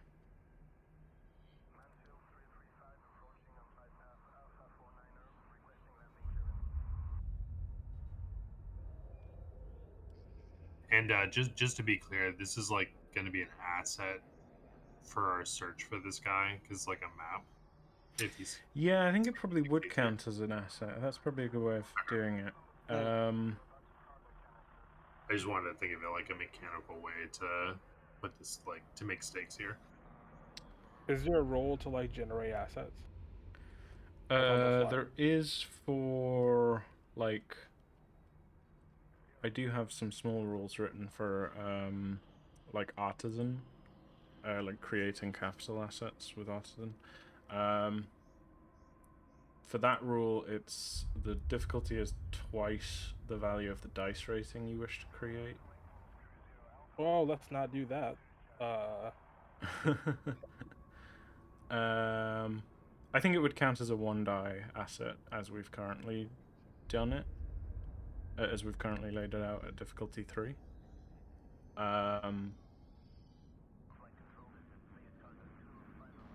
Okay. I think the failure is that, like, I think this, like, flags some, like, you know, suspicious request type subsystem, and, I think it would probably lock me out of my device, because it's gonna be like, oh, like, are you trying to work? And it'll just lock me out of my. Oh my yeah, god, it that's just yeah, not. that's a better way Oh of my doing it, god, yeah. that's so bad. Okay. Yeah, I like that. Let's see if I'm still rolling bad. Yep, I am. Nice. You want a kiss? So you need 2 more successes. If I spend my fidelity, I'll have it for the rest of the scene. I'll have it for the rest of the session, right? And I'll have 2, and I'll have 3 successes, right? I think I want to. Yeah, if you want to do that, yeah. Yeah, because it's at T4, and I've got 2 3s, and I don't want to risk re-rolling all of them and then getting something worse. Sure. So I'll do the safe route. I'll Okay. play this session. And okay, I will. So I'll you spend spend that fidelity. fidelity. Your appeal rank goes up to 3 temporarily. As I've written it, it is technically until the end of the scene, but we've been really vague in this game, at least, with scene durations, so it probably will end up being till the end of the session. We've ended up quite zoomed out in terms of in terms of action, which has helped a lot with like pacing of things. But I guess that's part of being a 6-session game is. Yeah. Yeah. Okay. So I Cool. bribed my AI pretty much. Basically, So yeah. I did not have to bribe. They should want to help me. Yeah, and so you gain a 1 die map. Let's call it like blue Mm. or what, like construction map of colony ship. Oh yeah, cool. Oh yeah. Can you give your assets to other people? Yeah. I think I want to send that to Ilya or Carl. Yeah, what we'll say is like it's written on your sheet, but like the other characters can access Anyone who it. wants to use it Yeah. can use it. Got it. Um, Yeah, even in the group chat, pretty much. It's like, hey, the Legacy came up with this. Maybe it will help. Yeah, and I think from that you can see that the colony ship does have a small brig area, basically, which is can be used as a prison for, you know, under the exceptional circumstances that there's like rowdy crew or whatever. Now, do I think there are any? Do I see any like? Because it's in construction right now, do I see any like areas that are weaker that I could mayhaps like drive a forklift into oh and shit! Yeah, let's. wall or So Yeah. there's a whole like half of the ship that's just open to space. So Yeah. you could go out of an airlock or something and just fly in from the outside, but that would be hella dangerous.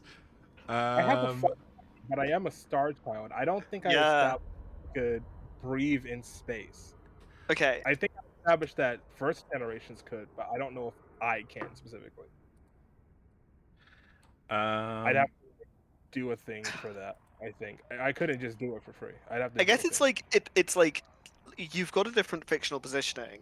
I guess what we do is we just like if we have the moment where you're in space unshielded, we call it an endurance roll to see how badly you're fucked up, right?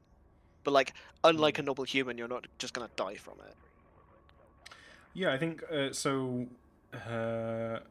You have Starchild as an exclusive feature, which I think we can kind of keep And I haven't quite used it yet. keep quite hand wavy as a kind Yeah. of like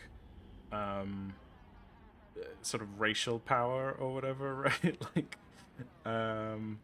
so I think that could work if we want to treat it that way. I'm fine with taking some damage if like I will take some if I'll take Yeah, like, so some I think like using I- Starchild in this situation would allow you to make the roll to even try this. Okay. And it would be like a stressful endurance roll or something. I like I the think sound of that. let's have a conference. Let's have Sure. a conference and work this out. Because I think probably the easier way, like what we do is we get a ship, we fly it past, and we boot Cassie out in like a suit to like spacewalk across, right? Like so you're not literally just like flying all the way from the station across to the thing. So that's probably what like Ilya and Cassie have to go and do, and Ilya probably is like stuck driving that thing because they're the only one that is like got the pilot job. Sure. And this sounds like a thing where like you having the pilot job, it's going to be useful because it's like it's like if you can fly and fly stably and do the passage and that kind of thing, like it's going to be easier, right? Yeah. So that's thing one, is that I think I like that plan to put Cassie on the ship that way. I think I don't know what I think about like getting everyone on the ship that way, right? Yeah. Carl, we could probably put Carl on the ship the same way, like with a spacesuit, right? But it like we could put probably both of you on if we want to go that route. Is one of you gonna go and Hey, intercept the potential two that are story. sneaking through the vents though? Yeah, I also quite I want to think do that. That's the thing. I think I prefer the vents. I don't think Carl's trying to spacewalk in Okay. any capacity. Cool. Oh, Cassie is. Yeah, It's I'm something she could put in her vacation report and be like, I went on a space walk. Oh god, should we just do the fun thing? Should we just do the fun thing and split up 3 different directions? Could you- Right. So could I'll go and intercept the Sure. guys who are like crawling through the vents. Carl's gonna try and find his own way onto the ship. And then like Cassie's also gonna find Cassie her own. can just like go hire a cab, like Yeah. a tour of like the outside of the space elevator, And then and then just, like, just jump disengage out them. at one point. Oh my god. Yeah, sure. I'm pretty sure you can get like life raft style, like really thin suits for like, you know, just like an undersuit kind of thing, not like a full. You know what I'm going to do? I'm What? gonna try to get one of those little water orbs Mm. because they float, right? Mm-hmm. Yeah, this whole space station is in like can- lowish gravity. It's not like Yeah, the whole yeah. thing. Yeah. Is there like an area, like a service tunnel or something that's like below this platform where like the ships are? Maybe like where somewhere like a worker drone or something like that would be in the service Yeah, tunnel. there's tons of service tunnels all over this place, for sure. I think I'm gonna try to get while they're up high. I think I'm gonna try to get kind of down dirty and get low, and then when I get near, just so I could like avoid being detected, and then when I get near where I can do the spacewalk, then I'd make the roll. Right? Okay. Sure. Get in. So like, I think we. Are you gonna make a roll? Are you gonna make Cassie roll for like getting the thing to get close, or are you just gonna skip to the skip to the action? I think we can.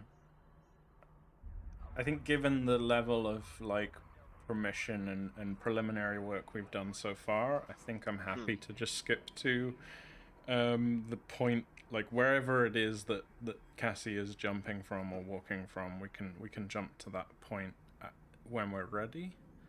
But maybe it takes her a few minutes to get to that position. So let's keep the focus on. I guess Carl, like, because it's quite easy for Cassie. It's quite easy for Ilya to just like follow the vents until they reach a point where these 2 people are about to pop out, and then Ilya can just ambush them. Yeah. Okay. Yeah. So I guess So I what's would use Carl doing? would I use Explorer for this? Yeah, I think it could be Explorer. Okay, I've got an Explorer skill. Maybe I could. Yeah, because Explorer gets used for like dungeon delving and stuff as well, which is what this is getting close to. So, yeah, I'm basically yeah.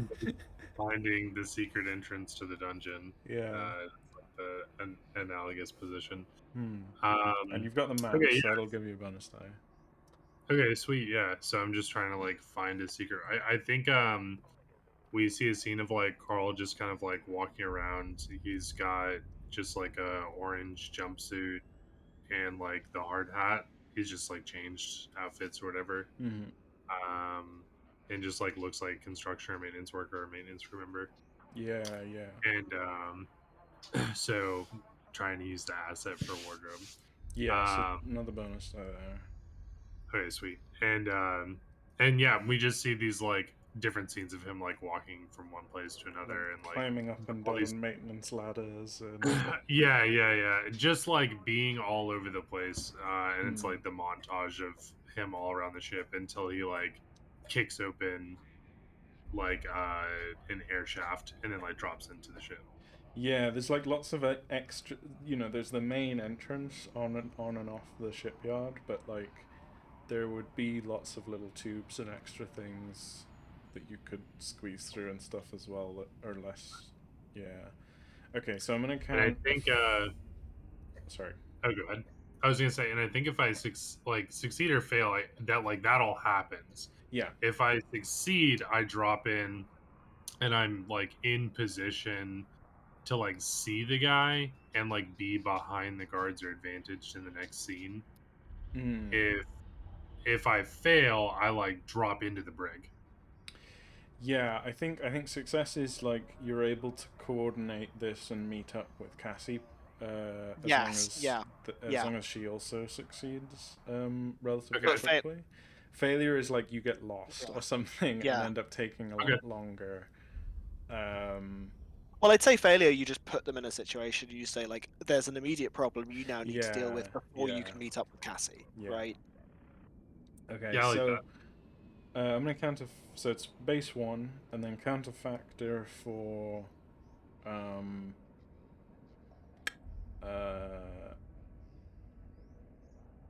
where are we? Counterfactor for I think the high security, Yeah. and I'm gonna counterfactor for like natural danger or extreme environment, because you're potentially climbing through parts of the ship that are not meant for personnel. Yeah. So that's a difficulty 3 explorer roll with 2 bonus dice. Okay, so it's swiftness. I have a 3. I get 2 bonus dice. So I get a 5. So I have 5 dice. So it's 5d6 and then T5. Yeah. For the okay. And let's see what we get. Ooh. A 6, 2 4s, and a couple 2 twos. So I got twos. one So result. one success so far. You need 2 more. And got now what was it with 6s? I can use a lot to reroll 6s. Or You is can No, spend ego to if you double your had 6. ego, you could spend it. have I refilled the ego at all this whole campaign? You have I'm I not think ever. you haven't. No, Unfortunately. because you've not used your conditions against yourself, right? So okay. I was gonna say I Oh, I was did. creating your own scene still a generator of ego, or did that go away? I think that switched to lots, but also it hasn't really been functioning the way I wanted it to function, so I've kind of been ignoring it a little bit. Sure. Um, Yeah, I think that was like my main generator when we did. yeah, conditions and habits is the main way. yeah, so habits is the other way. So if your habits generate drama or sort of get you in trouble or whatever, then that can generate ego. Okay, gotcha. Yeah. That's a Yeah. yeah. You do have 2 4s, so you could spend fidelity and raise your swiftness rank to 4 till the end of the session, and that would count as success.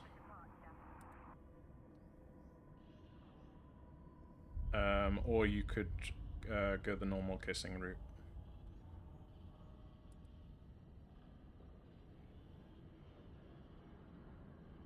King? Hello?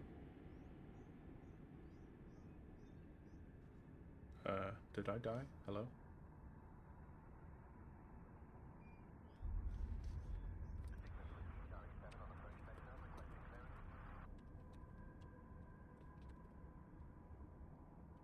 Hello? Did you die? Hello? Hello. Yep. All right, you're there. I died. Okay. So I was saying about fidelity. Did you hear that part, or did I cut out? Yeah. I was saying, yeah, I'm gonna use that immediately because that means I Okay. passed. Yeah. Cool. And there's like, this is like a perfect position for it, and I've worked. Oh no, I've cut out again. Fuck.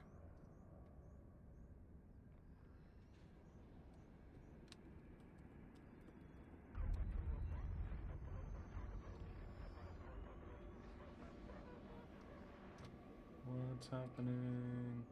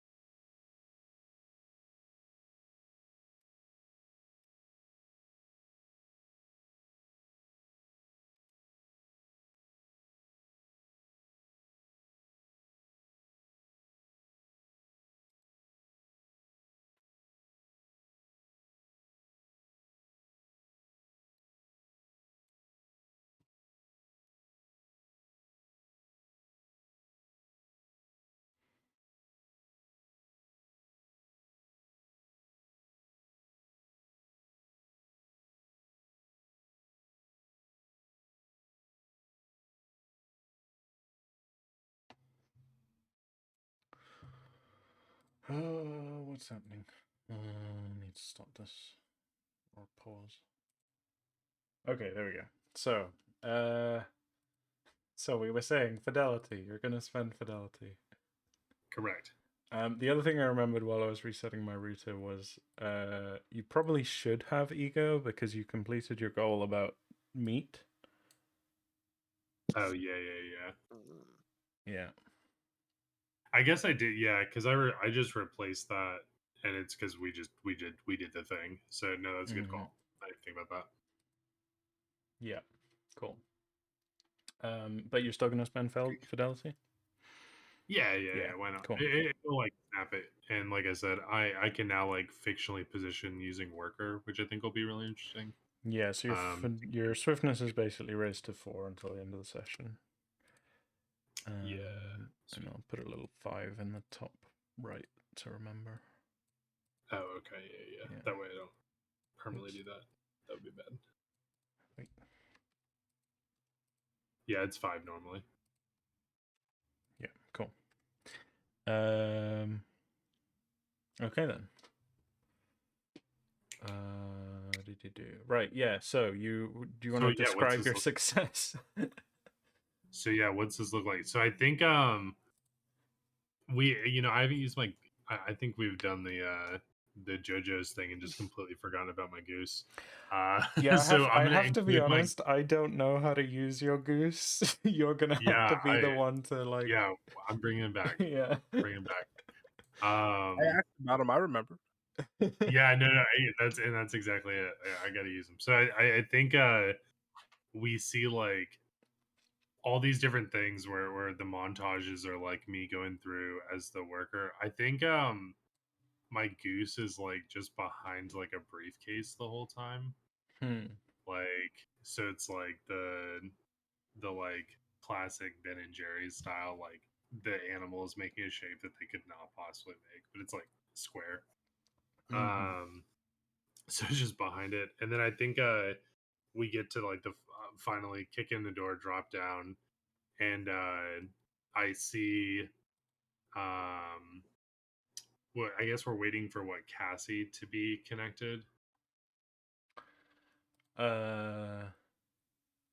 Yeah, we want to see Cassie's end of this as well in terms of. Okay. So I think I see like this spaceship maybe prepping like to do like I can kind of see it through like an airlock or something, and like my goose runs up and like sets up the like the out the door like the airlock and like opens the outer door for him. So maybe I can get like an advantage to them for their next roll. I guess you can be counted as helping, right? Yeah, like so now I can like maybe because of this, because I succeeded in my role successfully, I can like be positioned to help in this next one. Sure, yeah. Or I guess your goose is an exclusive feature. So that has a use sort of once per session type use thing. Okay. So we could have it be maybe my goose is able to like be that help there, and now I can like go scout ahead to like find the brig. Yeah, like maybe the goose goes and finds Cassie whilst you're. Yeah, it's like the USB drive out of like the wing feather like slots in the door to like open the outside lock. It's R2D2. The goose is R2D2. Yeah, goose R2D2. And and I like we see Carl like slipping off into the shadows, like up ahead, like meet me at the exit later or whatever. Sure. And then he's then like there near the guards to like the brig. Okay. So like set up for like the next scene basically. Yeah, okay. I think we'll count that as probably a bonus die then for Cassie's spacewalk. Cool. So yeah, Cassie, do you want to describe your end? Yeah, I think Cassie. Oh, what's up, Moody? You were gonna say something? I don't think that can be a bonus die, right? Like it's not an asset and it's not a. It's an exclusive feature which current type of writing is kind of whatever we want it to be when it's important. That's not the way I really want them to be used in the future, but for the moment, since they're very vague, I'm fine with it being used that way. Right. That's So funny. currently rules is written it can be an asset. Yeah. I guess in this instance, it's like the exclusive feature is not only is it an asset, but it's also allowing me to be in two places at once. Yeah. Kind So of it's like kind of it's doing two things at once, right? yeah, kind of like because for I Cassie's think it let's just like move on with this unlocked rule.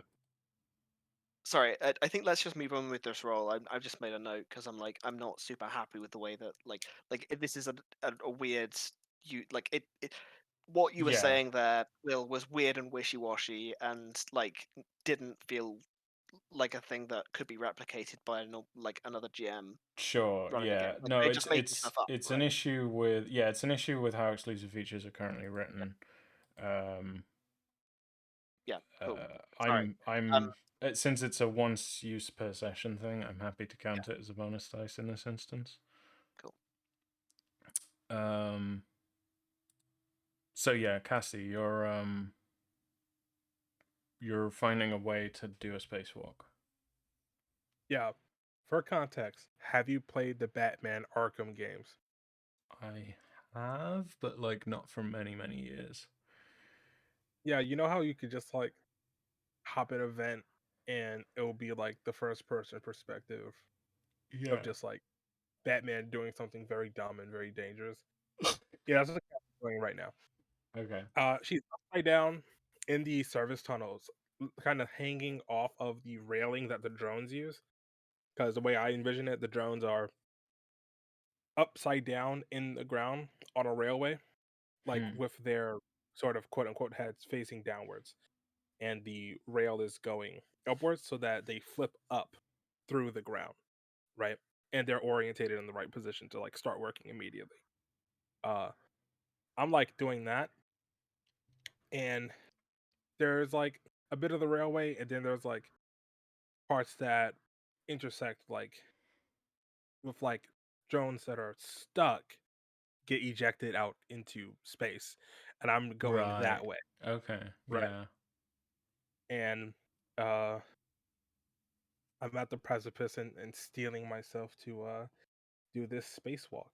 How many dice am I rolling for this? So I think this is just an endurance check, which would normally be 3 dice, but then it's +1 from the goose. Like I think wherever you end up landing, the goose is there, like, like, got its wings open with like little lights on each wing to like help guide you onto the right landing spot or something, like an air control guy.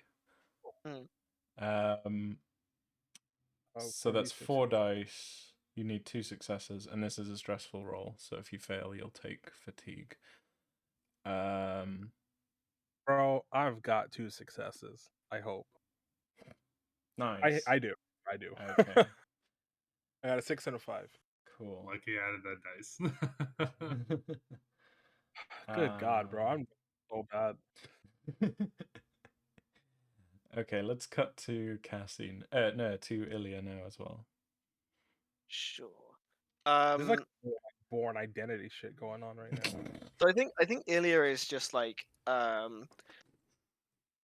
think Ilya like finds the likely exit point and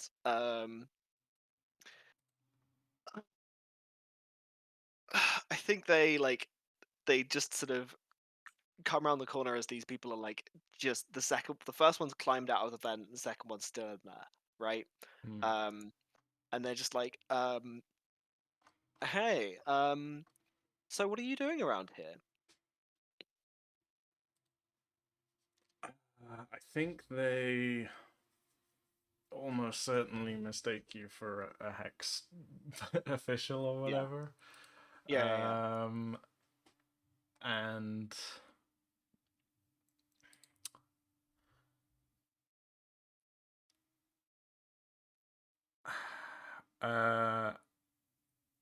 wait, so are they both out of the vent and then you're jumping Just one of them, them's or out the vent. just one of them One out of the vent? them's out the vent. Right. So yeah, I think like they wave their hand up and then try to not look suspicious to like tell the other one in the vent to not come out. And then they're like, oh yeah, they're like wearing I guess Yeah. a similar getup to Carl or something, right? So they do look like a maintenance person, and they're like, oh, the pressure valves burst again. We just had to. I mean, I just had to go in and check it out. Uh-huh.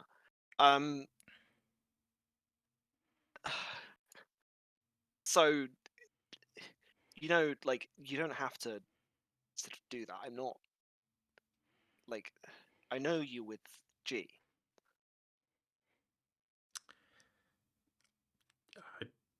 G? Listen, you're the... I'm working with Sybil. We got told that you were in over your heads and that you needed some help. She was worried that you might be in over your heads and needed some help, and so we've been called in to sort of troubleshoot this whole, and like Illyra's doing like the hand wavy like sort of this whole mess. From what we've heard, things aren't going well on your end.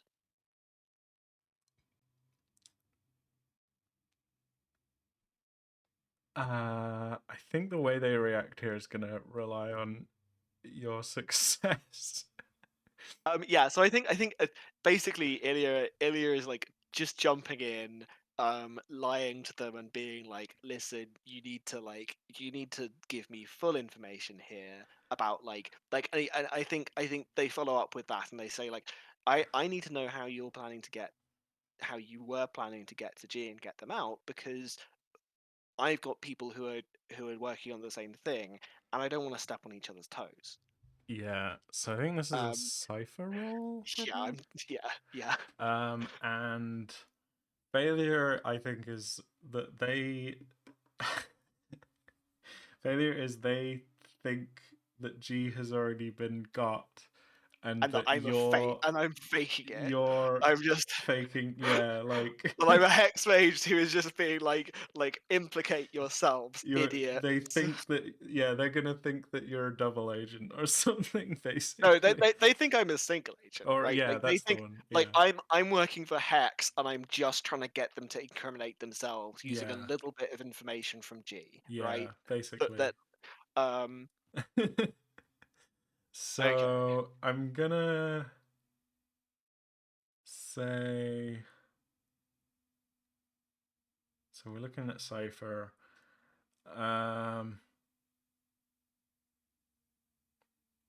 You're not at. Wait, are you lying?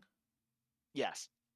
Which We did not where's get the lie? Sorry. we did not get told by Sybil to come and help them and to take over this operation, right? Oh yeah. Like I'm trying to pull rank as part of this, and that's the thing that's like blatantly not true. Yeah, there is some truth to this though, right? Like knowing Oh about. Yeah, so that actually counts as a factor against cipher. If wait, there's. is it's more difficult to tell lies when there's half truths? Yeah, basically. That's odd. Or if you're omitting specific information, because you're being more careful about exactly what you say and what you do or don't reveal is the idea. Right.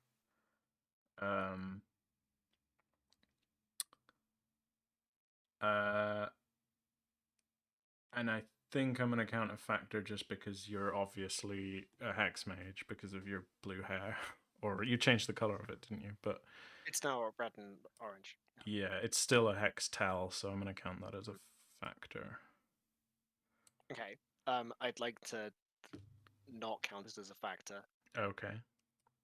I mean, like, it's weird, right? Like It's like fictionally positioned though, it's because we've said wi- that if they this is the fail, thing then is like the character fictional positioning aspect of the way that exclusive fictions are written. I like that. The then turning it in like it is really weird space that it's in, where Mhm. like you can't quite decide whether it's a thing that I should be excited about and be able to use proactively in my favor, or That's whether it's true. a thing that Yeah. is just true about the world, right? Like Mm. if it's a thing that's true about the world, then no, we shouldn't have had like a bonus dice off that duck, because the like it's just an extension of Carl, and Carl is using it and able to be in two places at once. It's just a thing that's true about the world. It's like it shouldn't be giving us those bonus dice and those specialty tags. It should just be a thing that we're like it. Or that's my the direction I'd lean, right? Like Mm. if you're able to call it as a factor, it's I think the fact that we've cropped up on using these things in opposite ways in half an hour of each other is like a Yeah. really good tell that this needs revisiting, because it Yeah. doesn't seem to make sense currently, Yeah, right? no, that's a good point. I mean, as current, yeah, this is not in the version of the game that we're playing, but the way I'm moving towards powers or gambits, which is what exclusive features are a subtype of, is that it's like a magic power that you just kind of get to use once per session and it just works, kind of thing. There's no roll. Yeah. But that's not the state that it's in at the moment. Um, Cool. Anyway, yeah, okay, so it wouldn't, yeah, sure. it does it to some extent. It would make sense to have a factor there, but Yeah. I don't think it. Yeah. Anyway, what actually is the difficulty, Umbrella? Um, I think it's difficulty 2. We'll just say it's difficulty 2 then. So Okay. Can I have a? Oh no, that's a later stage. Cool. So I've not got any assets that give me anything. And that's it. Cool. So I've got 2 dice. difficulty 3. Uh, Sorry, difficulty successful. 2. Yeah. So that's a Yeah. success. Cool. If I'd wanted to do a kiss, could I have done a kiss using the conversation we'd overheard? Yeah, that would count as That's insight. that's the place that the insight would come in. Then. Yeah. Yeah. Cool. Okay. Cool. Yeah. Yeah. So I think Ilya is like sort of opens up enough about like what they're on about to try and get these people to talk about. Like, so what was their plan to try and break this guy out? Yeah. Okay. So they're like the tension drops and the guy is like kind of incredibly thankful to like see someone else that's like helping them out suddenly. And they're like, oh, thank goodness. Man, we're in deep. Like, we're in some shit here. G got taken by hex guys inside of the colony ship. We think he's in the brig, but we're not sure, and they're probably gonna like brainwash him or psychically seep information out of Just him or something. don't panic. Just like listen. What was your plan? You don't need to get into that. Like, it's not going to be that bad. We've got some time still. What were you thinking of doing? Let's get on the same page here. Sure. Well, so we were on our way out. We'd finished everything that we were gonna do. We set up the hex regulator in the engine room to desync with the portal. So that when the initial tests are run on getting the ship up and running to go through the portal, it's not going to work. And well, yeah. So it would have ended up delaying, or it will end up delaying the launch. And G's plan was to then do some sort of social media campaign to like take down Hex afterwards because they'd like bungled the operation. Something like that. Okay. So like in terms of like right this minute, right now, what were you planning to do in terms of getting G out?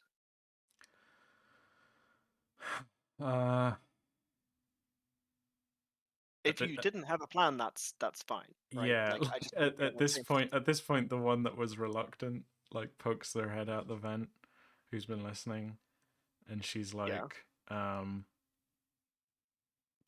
well, my plan was to just escape and bail, but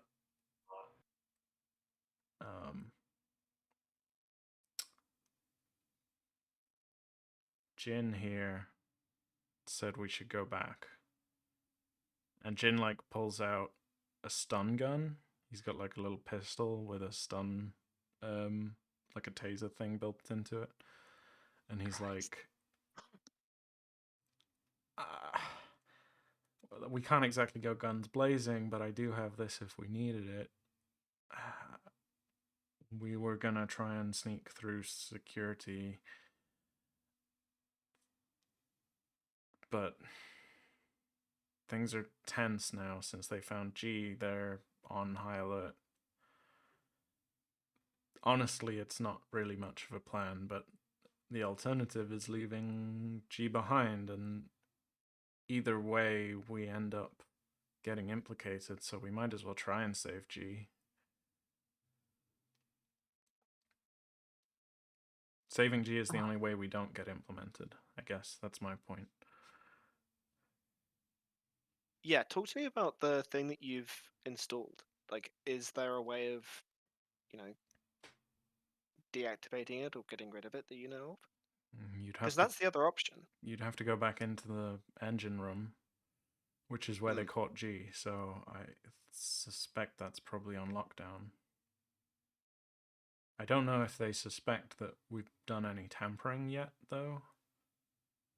They didn't know we were in there until we were in there, sort of thing.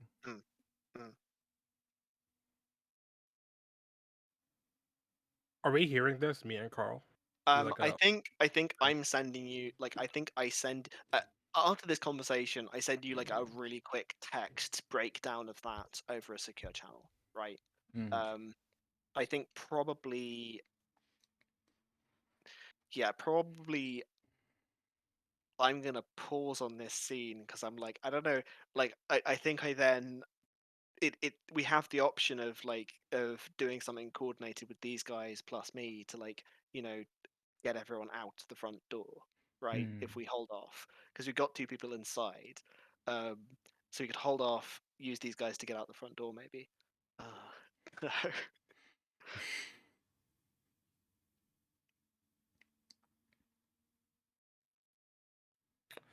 All right. So like, me and Carl, what do we think that we should be able to do from in here? Like, head to the control room, or like start start trying to find I say G? bust him out.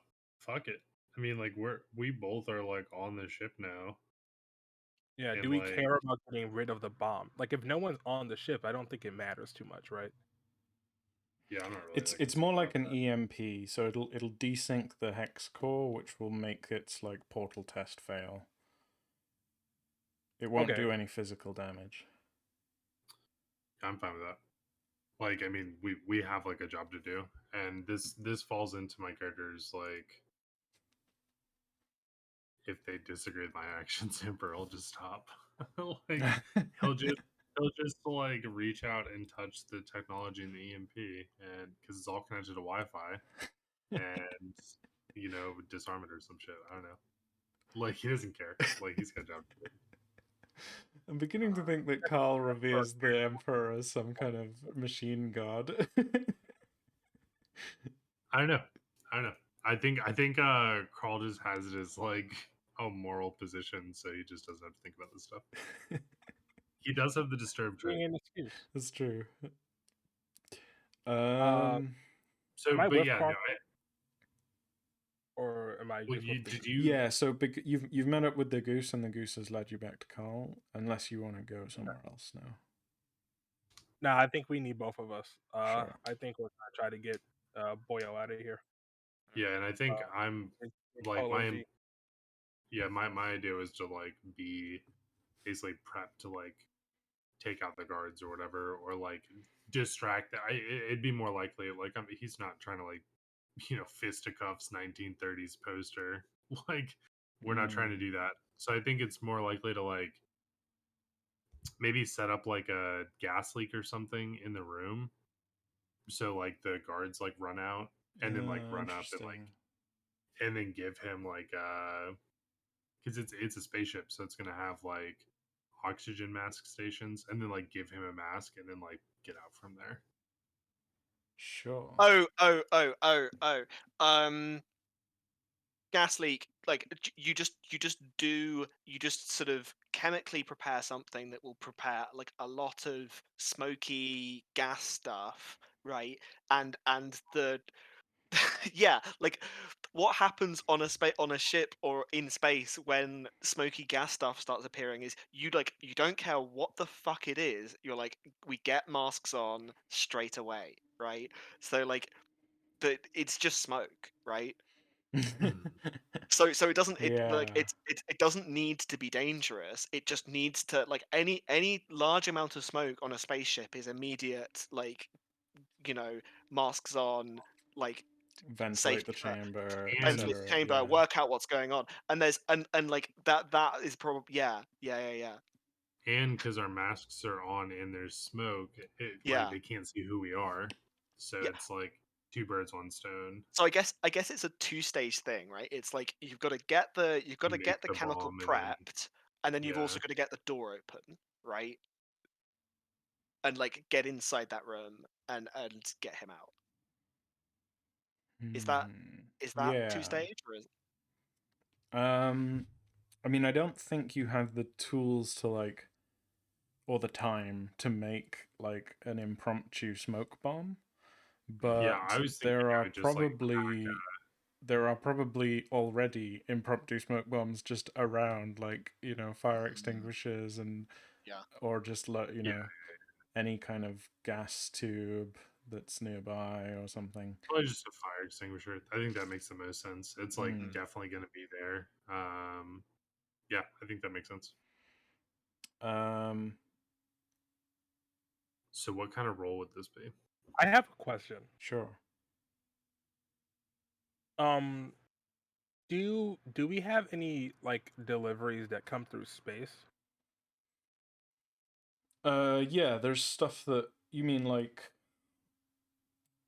Like an Amazon package. Like Yeah, like could someone like send me something through space? the Because I'm the like like portal opens and a giant ship comes out, again. which is like a shipping container with like a tiny engine strapped to it.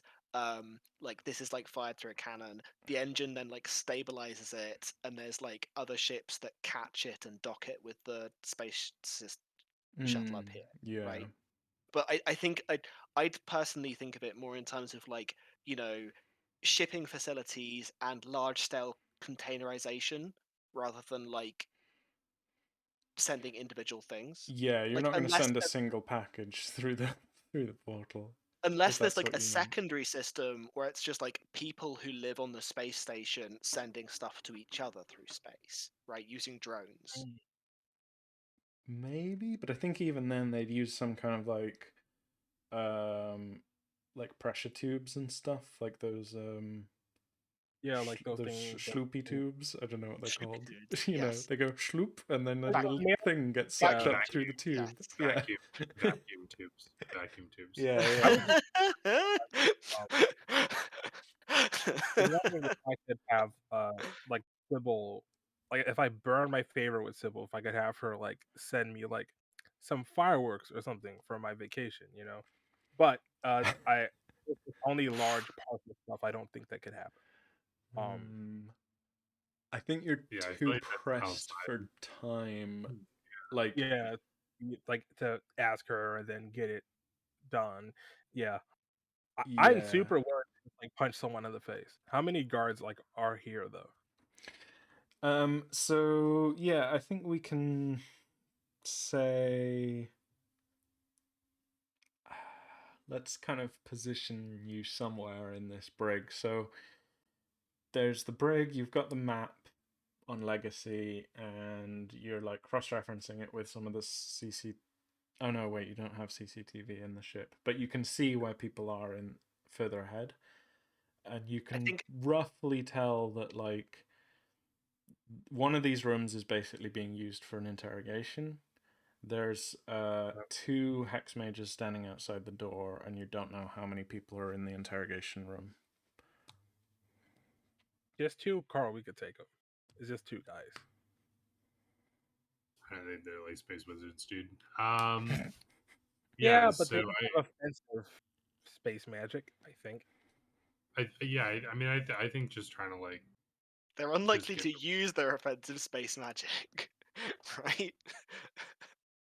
I mean, I thought they were if Wilson I'm boys. presenting myself as a potential threat, like I might get taken out. So I'm not. I don't know. Like it depends on how they view me, like when I'm going into this situation. So I think just like an overabundance of caution isn't necessarily a bad thing. But yeah, I mean, we have like all the pieces to this role.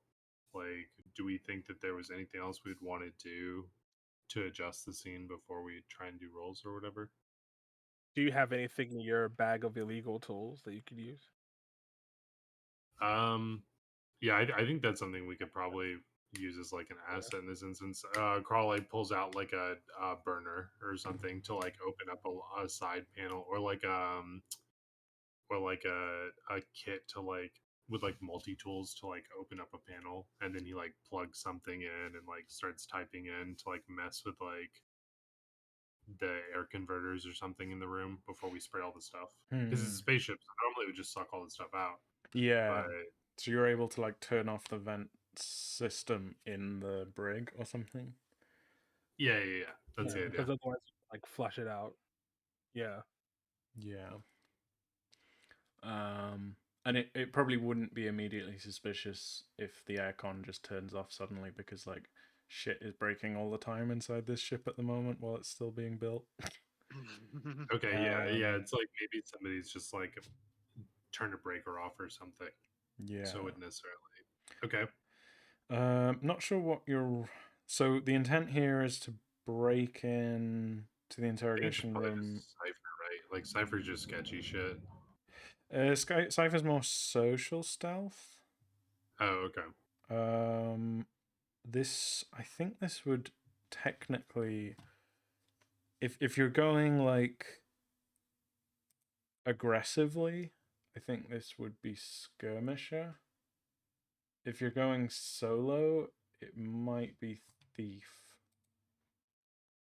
Yeah, I think like I'm making the distraction, and like Nebula is probably trying to grab the guy and throwing the masks on. And like we have both our masks on like before we go into the situation, right?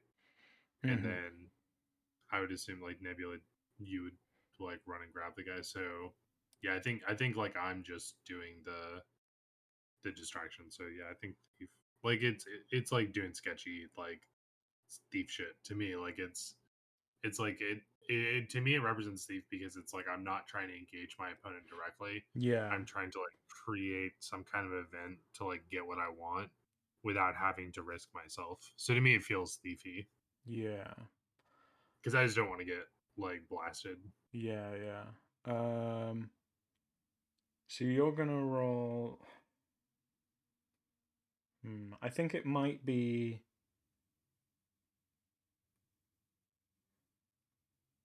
I think what it might be then is like something from Cassie first to create a distraction, which may give you a bonus die, and then a thief roll from you to extract G. Oh, so we're saying the extraction is it? Because I was trying to say the distraction. So me like spraying the smoke and everything is the thief roll, and then Cassie's trying to grab the prisoner. Okay. I was thinking the other way around because like thief. Well, Because a thief wouldn't necessarily try and grab a person, like. But to me, yeah. like engaging an opponent with like smoke is like thiefy. That was like my argument. Yeah.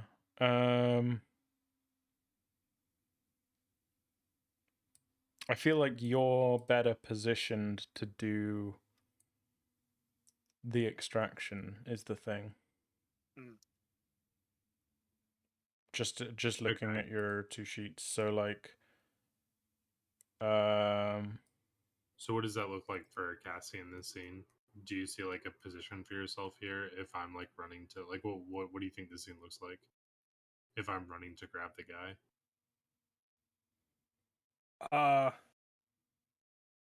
I mean, like, I'm pretty willing to get like injured and stuff like that. yeah. So I'm pretty cool with like I think throwing a hit, taking a hit, if that will be an effective distraction. The thing is, Yeah. like, I'm not sure if like because I have you've got like finesse 4, swiftness 4, right? All of my physical stuff is like 5s, right? So I'm not entirely sure if I will be as effective of getting him of getting him out based on like the rolls that I've been that I've been making recently. Right. If I make a roll that like isn't like, oh hey, this is a roll that determines whether we get this guy out or not, I think I'd be better at the roll that has just the distraction stakes, because then using your own skill if you're fast enough. Yeah. So I think just making distraction is going to be a check. And then the extraction is going to be a task. And it'll probably be a thief swiftness roll. Because you're like getting in and out and then running away before anyone realizes what's happening. Does that make sense? Okay. So I guess are we each doing a thief and a swiftness roll, or is one of us doing one and one of us doing the other? I think it's better to have one do one and one do the other, because then that's like more cooperative. I have a probably. thief of 3, so I should probably do the thief roll. Would be my guess. I have a thief. Yeah. But I so it. Cassie's thief is 1. Oh, okay. Yeah. Yeah. What's your Okay. swiftness? So it's 3d6 5 T. swiftness. So to create the distraction, I guess how do you want to create a distraction then, Cassie? Since I think the I think the smoke screen and stuff will still work when for the extraction part if you still want to do that, Carl. But like in terms of, do you want to like Away from the door, right? yeah? Do that.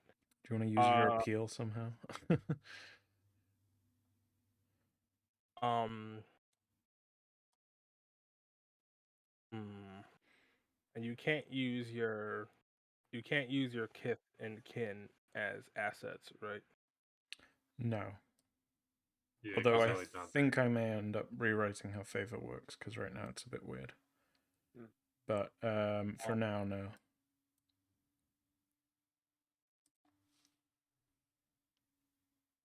Yeah, I think oh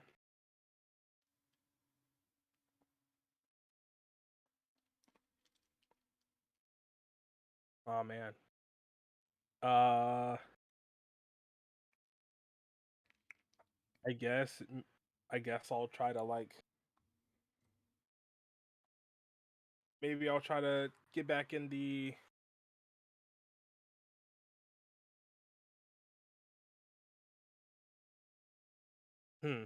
This is a difficult situation. We don't have a whole lot of like the get people out of stuff by force stuff, Well, you still have Uh, the same distraction I was going to use, right?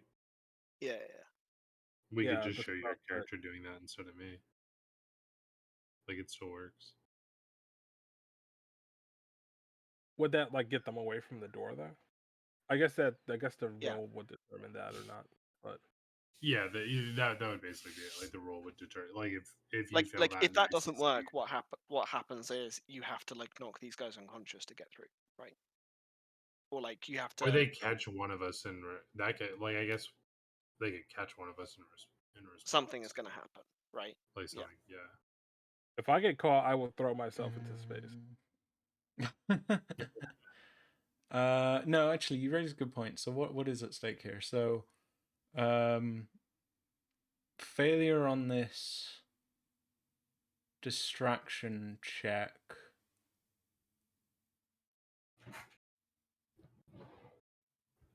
would be like, because if it's a check, then like one success would be like fail forward, so like you distract them but something happens. 0 successes would be like they just immediately detain you as well. But I don't know if that's useful or interesting, especially since we're kind of pressed for time. We don't have to resolve all of this. We can just I think probably I was going to lean in favor of saying like let's cut the session after the next roll and just come back to it wherever we are, right? And just roll from that point because we've not had a session that like ended halfway through the action before this point, but That's we've true. got one more session, so Yeah. The thing is, the next Well, session it's we kind have of like, sorry. like how many more sessions do we have left? we just got one just more. one. We've got at most one more session. Although I was Oh. beginning to think halfway through this session that we might finish it this session. I don't know. Depends on how long people can go for. I'd prefer to wrap up sooner rather than later. Yeah, or respect people's times and stuff. I think like after this, if we like do this roll and it positions, this is basically setting up the finale. Is like what we're all kind of acknowledging here. Sure. Yeah, like what are we going So- into in next session? Right? Are we Yeah. starting Yeah, with things escalate, or are we starting with let's get that social media campaign going? Well, it'd be Yeah. like, Yeah, precisely. yeah, It'll I think it'll it'd be, depend. yeah, I think it'd be interesting if, yeah, I think it'd be interesting if, like maybe one of us gets captured if this roll fails, and then like the next episode would either be rescuing that person, or if we succeed, like what does the success look like? Like, and then next, because I mean, if the next session is like the last campaign, I personally vote in favor of like if the roll fails, like you've got people chasing you, right? Like you don't give everyone the slip. The door is open and the guy is out of the door, but you're on another ship and you're like the action is positioned where you're like evading security but haven't evaded them, right? And we can then zoom in the like specific action for like evading and getting out, rather than saying like, okay, we've just switched which person's in jail. This just doesn't really. Yeah, like, the idea of switching who's in jail doesn't seem good to me. it's just a bit ridiculous. Either you're all in jail or none of you are, right? Yeah, I think maybe there isn't a role to distract first then, because if we're saying the fire extinguisher and whatnot is gonna be a distraction in and of itself, then maybe this is just Cassie as helping Carl with the thief role. Does that sound good? I'm fine with that. Yeah. And I think failure will be that it escalates to violence. And that's maybe where we'll leave the session if it does fail there. So this is a thief roll. I'm gonna count a factor. Sorry. Can we use the map as an asset for a +1 to like plot our escape route? Sure. Yeah. You know where you're going in the like the smoke as well, right? Yeah. So you've got one for your bag of illegal goods, one for your map. I'm gonna count a factor for smuggling, right? You're stealing a person, I guess. effectively. Or you're trying to get past inspectors. Yeah, that sort of counts. And I'm gonna count a factor just for this being like directly guarded. And there are like armed guards outside, I guess, or functionally armed since they're hex mages. So that's 2 factors. Is there a secondary objective here, or is it just get in, get G, get out?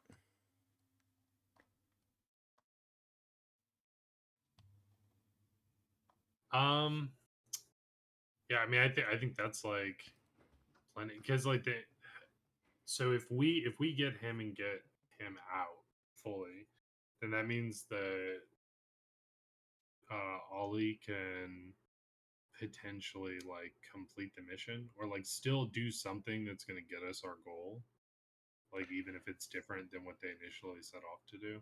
Oh, actually, yeah, to that's a me, point. So if you want to end the roll with success with G but still on the ship, then that'll be then that won't counterfactor. But if you're also trying to get off the ship with the same roll, then that will counterfactor for sure.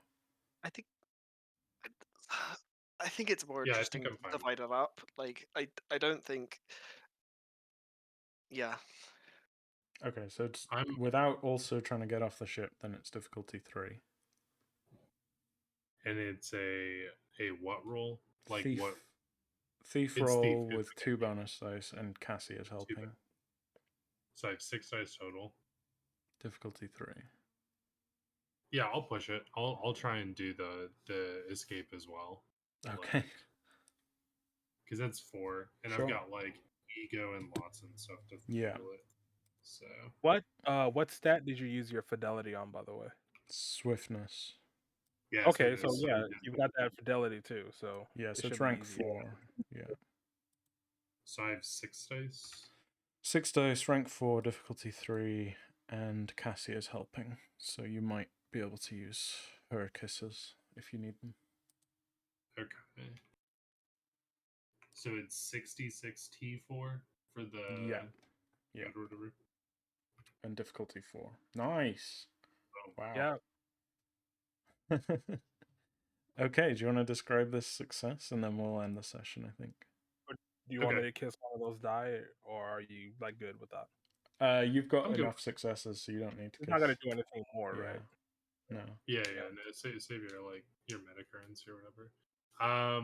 Yeah. So I think we just see like the door like slot open, like it like Star Trek doors or whatever, and the whole room just like kicks in with a ton of smoke, and the guards like start coughing and stuff, and you just see these like figures like going in through the smoke, and like the panel gets broken and like sparks bust off it or whatever, and we grab the guy and like boost out. Yeah, and I think you see there's like a character I want to visually introduce at the very least. So the person that's interrogating G is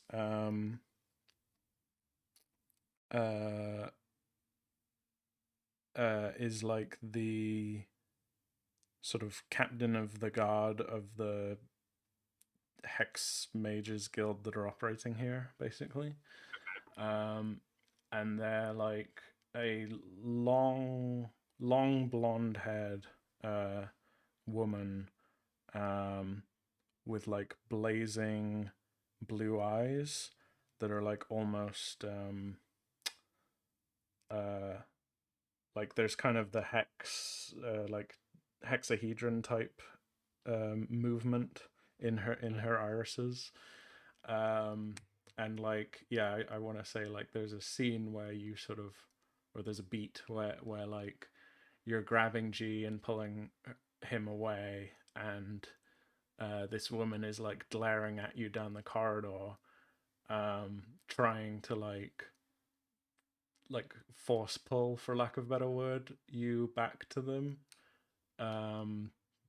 and like you end up like slamming the door behind you as you exit the brig, and then a moment or two later, like the door that you just slammed gets like ripped off its hinges down the corridor. I think the way it's shot is like you go from like running normally to like looking like running uphill kind of, Ooh, and like yeah. as you're walking as you're like getting through the yeah. And so I think you're gonna raise the alarm no matter what here. But one way or another, you do find your way off the ship, and we'll start next session with the alarm raised, We've got but still on the freight bridge, we've technically. got a freight bridge, we've got a space station, and we've got a space elevator, and then and then we can just hopefully just disappear into the city. Yeah, Oh dear. patent pending escape. Yeah, Okay. yeah. Does that Cool. sound good? Yeah. Cool. Can we run through end of session stuff quickly? I'm not going to hang Yeah, around long, sure, but I've got some sure. stuff written down, and I'll just send you in direct message. Sure. Okay, so wrap up.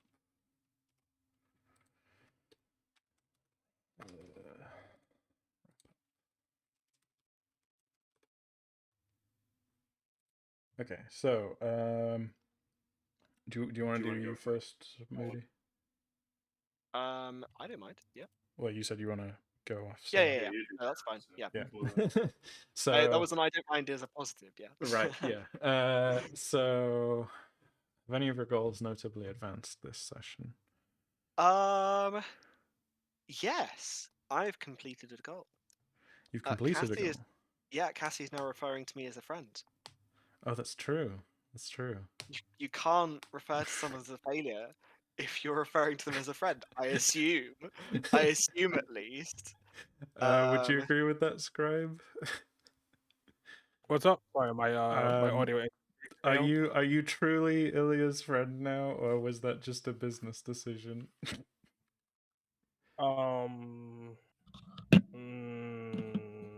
Okay, maybe it's just a lot, not an ego. That's too long a hesitation for it to be a yes. Okay. I did tell Ilya directly that we weren't friends. No, you also said that directly that we were, so it's like Mixed messages. and then we did a really friendly activity where you logged on my dating app and found someone for me to go on a date with. So I mean, I don't know. Anyway, so did I make progress towards a goal? The answer is yes on one of them. Okay. Did you feel adequately challenged by what I laid out for you today? Did you have to make any tough decisions you weren't expecting, or were there any moments when you felt tempted to deviate from your creeds? I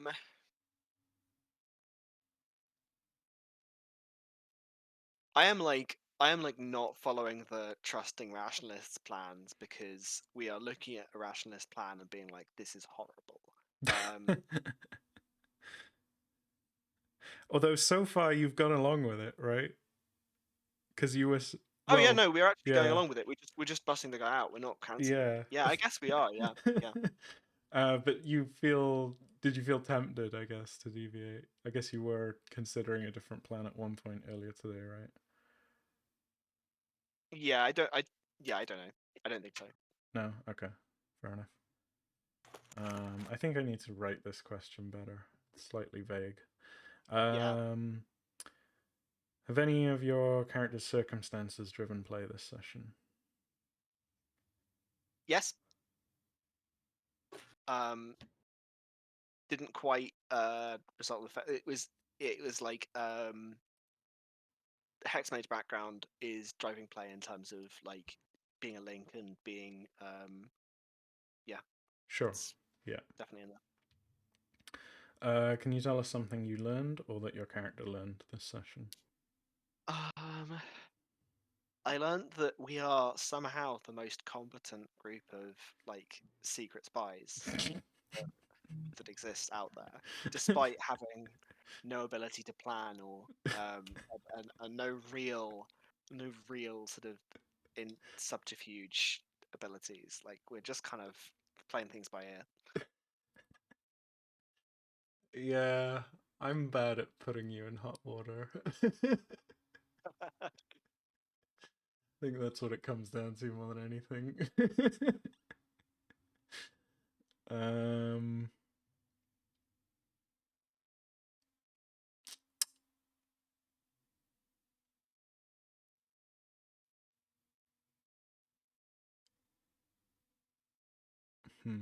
Has your character learned anything, or is that both? I guess. Oh, that was either or. Yeah. Um, uh, do I have to do both? You don't have to do both. I think that's Okay. fine. Take a lot. Cool. Okay. Cassie. Yes. I'm gonna scoot. Guys. Sure. So, thanks a bunch. See you. Thanks for playing. Yes. Have any of your goals notably advanced this session?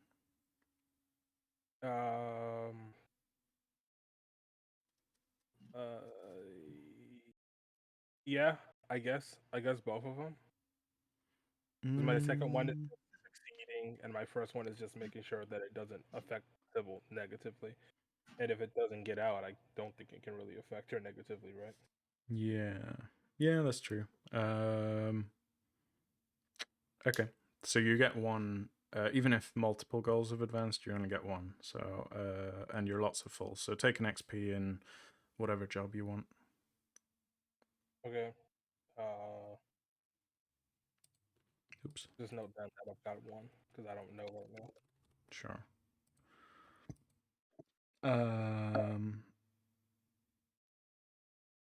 Do you feel adequately challenged by what I laid out today? I mean, questions like that are always hard for me specifically because I roll poorly so often. So I feel challenged by the existence of rolls because I don't know how I'm going to roll at any given. Okay, well, let's look at the other part of it then, which is like, were there any moments where you attempted to deviate from your creeds? No, my creeds are very kind of steadfast. Yeah. Okay. So no, we'll say a no for that one then. Have any of your character circumstances driven play this session? I think your Star Child has. Yeah, for sure. And oh, you mean my mechanical circumstances, not my literal circumstance. Okay. Yeah. Then yeah, the Star Child thing. So take another one there. And can you tell us something new that your character learned about the world or another character today, or something that you, the player, learned about the world or the game? I think Ilya is. Wait, no. Why am I talking about Ilya? Let's not diss Ilya when Ludi's not here. I think Carl is a lot more of a competent companion than I initially thought, because a lot of his plans, like when we were first in the phase, were like, "Oh, I'm gonna put on a costume and meet a guy by the train station," and I'm like, "Oh wait, no, this guy, he seems like he's like genuinely good at this kind of thing, you know." Carl's been like the most just like cold and calculated so far. I'm just trying to be that workhorse, man. Yeah. Because I feel like I got. Say what? I was thinking like it's definitely between Carl and Cassie, because if you're talking like unethical like subterfuge, the first few sessions I had that shit down pat, but like I've been rolling so bad recently, it's not a whole lot's been coming out of it, you know. The system doesn't currently have like a workhorse type reward. It did at one point, and then I took it out. I might end up adding it back in. I'm not sure yet. But yeah, it cool. just it's like a good. Yeah, I know descriptor. what you mean. Yeah, It's, like I don't necessarily need a reward. It's just Yeah. cool to hear that. Like that's Yeah. really sweet to me. So I appreciate it. Cool. All right, so take another lot for that. Yeah. So you're at 3 bonus XP to go somewhere. All right, Carl. Have any of your goals advanced? I guess they're. I mean, yeah. I mean, I think they would be, but I don't think I wrote these super well. I the bingo thing I still have on here, but that's okay. But I will figure out what the hexahedron's current standing is in regards to the colony. I think it's probably safely established that they're in the lead because they have like this much stuff here. Yeah, but I don't think I have like direct proof of it yet. So maybe more just working towards it. But my goal for the session from me just playing was to like rescue this guy, and I did accomplish that. So, yeah. I think given that like you didn't have it written for the whole session, but like the bingo as an asset thing is something that's been kind of sitting there for a while and untouched. So if you want to just like write, well, I mean, you can immediately get rid of it, I guess, but like, just for posterity. Yeah, in terms of basically your goal was to rescue G, and you've done that now, so you would have gotten ego, but then you've already got ego, so it turns into a lot. Very cool. Is the process that happens there. Let's see. I think I really pushed the Emperor will simply stop me this session. I was like deep on that one. Because like I like broke into some stuff. I like opened an airlock or whatever. That's like definitely against OSHA standards at minimum. You know, do close events. I did all sorts. So you're like, that's kind of funny actually. So it's like you're doing more and more stuff that you feel as though you should have been stopped by now, but you haven't been, and that's what's making you question the creed. No, it's definitely not questioned at all. I think my character just really believes that. I'm just showcasing that like actively. It would be really interesting if like at a certain point the Emperor's like, okay, well you just have these skills, so you've been offered a new position as like basically like a black hat or whatever for the Emperor to just like go do. Just like, well, you're already doing this shit for me. Like that would be like an ideal for my character. That'd be really cool. Yeah. Yeah. Okay. But yeah, what other questions do we have? Have any of your characters' circumstances driven play this session? This is a problematic question for all of your characters, to be honest, because we never really properly wrote your character circumstances down. It's basically it's for embodying a particular trait, doing it justice, representing it well, or like pointing to a moment when it like probably avoided a roll. I don't particularly think so. I think I used my like unique asset or whatever. I used my goose, but it sounded like Ollie didn't feel that was like a correct implementation of that rule, so I don't necessarily want to from it. And then last question is, can you tell us something new that your character learned about the world or another character today, or something that you, the player, learned? I didn't know that like space people could breathe vacuum. That's true. Alarming to learn. Yeah, that was a cool thing. That's terrifying on like a biological. Well, remember, the Star Children. I think the Star Children were like kind of created with vaguely nefarious purposes at first. Yeah, they feel like fallout from a failed eugenics program or something. Yeah, just like space labor. Like, oh, we don't have to even pay for. We don't have to pay for like habitability. Like they just breathe vacuum, so we don't have to put vacuum in this. You know what I mean? We say 0.12% per cycle or whatever, that kind of Yeah. bullshit. But Cool. yeah, so that was just super interesting. I thought that was cool. Yeah, no, I thought that was cool too. All right, take a lot. Okay, and then final sort of feedback or anything else that people want to talk about. I think I'm gonna go first on the feedback part of wrap up and just say, personally, I feel like this was a really weak session for me.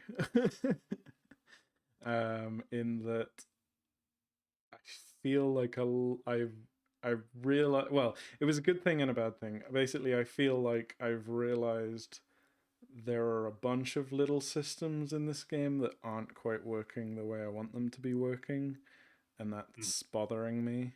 It's good to see that though. Yeah. That's really But it kind of, I can't exactly remember what point it was in the session today, but once we hit that point, and I was like, oh wait, yeah, that doesn't work the way I wanted it to, and then I kept noticing other things that aren't quite working the way I want them to, and it was kind of getting more and more demotivating throughout the session. I'm sorry. Yeah, no, it's kind of my own fault, but I and thought it's this story useful, but yeah. was like thought it was pretty fine, progressed though. Hmm. It's like a lot happened, like, and I don't think that it's too far out for the game to like be doing these kinds of things. Like, I think this amount of progress in a single session is like reasonable or realistic. Yeah. So I thought it was in my eyes it was cool this session particularly. Yeah, I think like fictionally we've made the progress I was expecting us to make this session, so I'm happy with that. It's just like mechanically things didn't work the way I thought they would end up working. Yeah. No, that's totally fair. I just thought it was really interesting that like the scenes today were like a lot more happening for like kind of the same amount of roles. And before the game also is able to do like smaller amounts of things for roles. So it was cool to see that the pacing could kind of ebb and flow to what the narrative needed. And I just thought that kind of showed a flexibility of the system that I appreciated. So Cool. I just want to kind of give you that positive feedback. Yeah, cheers. I thought we were doing good. I thought you were doing good, because this is like there's a lot of stress involved in setting something up to be wrapped up pretty much, right? And and with a system like this is objectively the first time that you've had to wrap up a campaign in this system. That's true. I think yeah. I think you're being a little hard on yourself right now, man. Not gonna lie. Well, again, fictionally, I think we're fine. It's more just like me, like to list it right. Like, oh, favor doesn't quite work the way I wanted it to work, or favor's a bit weird and vague. Like, exclusive features are something that are definitely broken at the moment. Currently, I feel as though, maybe you can attest to this or not, but currently I feel as though help is quite weak and not really worth it most of the time. Yeah, I would say so. Yeah. I think adding a dice like an asset makes like perfect sense. I think if it did both, it would feel better. So if you've got a bonus die and you could use their kisses. Yeah. That feels better. Yeah. Yeah. There you go. Boom. Easy. What else? XP, I could still hear the disappointment in your voice, Kingfisher, when I was like, you don't get XP for a successful roll. Yeah, it just feels like really limiting to like I succeeded on my rolls this session and I got rewards. So like, and I know that Ollie, if he was here right now, might be upset by that statement, but like I only got rewards because of how I described what I did. Versus mechanically from my dice rolls. No, I'm beginning to feel that too. So I'm on your side now, and I think I may. Especially with the number of roles that are needed. And this is something that's always tricky too, because like I said, I've been running a campaign for another game, and I had to explain to my players like how many roles were needed for them to like level something up yesterday, and they were like, "Oh, Yeah. it's like sometimes that's just a thing." Yeah. But I think in this instance, like succeed, like to me, like I succeeded, and same with everybody else. Like we like found these guys, we got them out, and we didn't get in trouble. Or you're in trouble, but you're being chased. But yeah, Well, yeah, yeah, I mean, we haven't been caught yet. yeah, Right? Like we're not in jail at the moment, right? But yeah. we've at least set ourselves up to be in this kind of. So to me, there's like a lot that's progressed for our characters, but there's not. Yeah, a- it's it's so the fictional progression is like desynced with the mechanical progression. Exactly. Yeah. Exactly. Yeah. Yeah. Which is so which what is I it is what what I it is. It's just what I think would be important is at the end of next session to be like, oh, like over these 6 sessions, has anyone leveled up a job Mm, that wasn't at tier 1, right? yeah. Like, because 6 sessions and we go for, I mean, it's 1 now, and I Yeah, did doze it's off for about 3.5 a bit. hours per session, although at least half an hour of that is discussion afterwards. So I've done 2. I've leveled and I've been like really pushing for it. I did thief twice, so I leveled it no, from you 1. did thief once, and then you got a free level up. Oh, that's what it was. Okay, never Yeah, mind. So I've done thief only one. So I've only ever done one then. yeah, And I've done Cipher, which was, I got that from Lots, right? yeah, So, yeah. And I'm and that was still at tier 1. four thief rolls away from doing thief again. And I'm 3 lots away from upgrading my Charmer to 5, right? So it's like Where's your charmer? Let's see. it's 4, so right, twice X 4 one is 8, twice, right? so So it's 8 8. more. Yeah, so you could Okay. spend your 3 on that if you wanted. Oh no, that's with me spending the 3. I only had 2. Okay, shit. Okay, yeah. Yeah. So like that's So like what yeah, I'm saying. Like, that's just something to Yeah. consider like look at. progression at the end of these 6 sessions, right? Yeah. Because I feel like if we do have enough experience to level up at the end of these 6 sessions, something is not inherently broken, right? I But think the rate I think the formula for determining how much you get you need to level up is fine. So double the amount, like needing 8 to level up a level 4 charmer, that seems right to me. I think the rate is what seems wrong at the moment. And yeah, not getting an XP from a successful roll is starting to feel very weird. I mean, this is like the really crazy option. You just get 2 XP when you get a success, and you get 1 XP when you get a failure. Maybe. So every time you roll, you always get something. But that might be interesting. Yeah. economy wise, right? Because lots give you experience, it's like, to what should kissing in general give you experience rather than just lot? Yeah, that's the other change I think I'm gonna make is like any kit, like the first kiss doesn't matter what the source is, just the first kiss on a roll will convert to XP, rather than just saying, because up till now it's like the first lot you spend on a roll will convert to XP, but yeah, if we made it the first kiss and then you're not necessarily always pushing to spend your lots first, which is a bit weird. Although another weird thing is like everyone has been at basically 8 lots since the end of session 3. So I'm almost thinking there needs to be more avenues for spending lots. I mean, the thing is just that with the lots that I have, I've been rolling so poorly, spending the lots would not matter, right? Like, it wouldn't make me succeed, right? So because the lots don't add dice at all, so if I don't have enough die to succeed, there's no point in me spending them. I'm just saving for when I do, you know.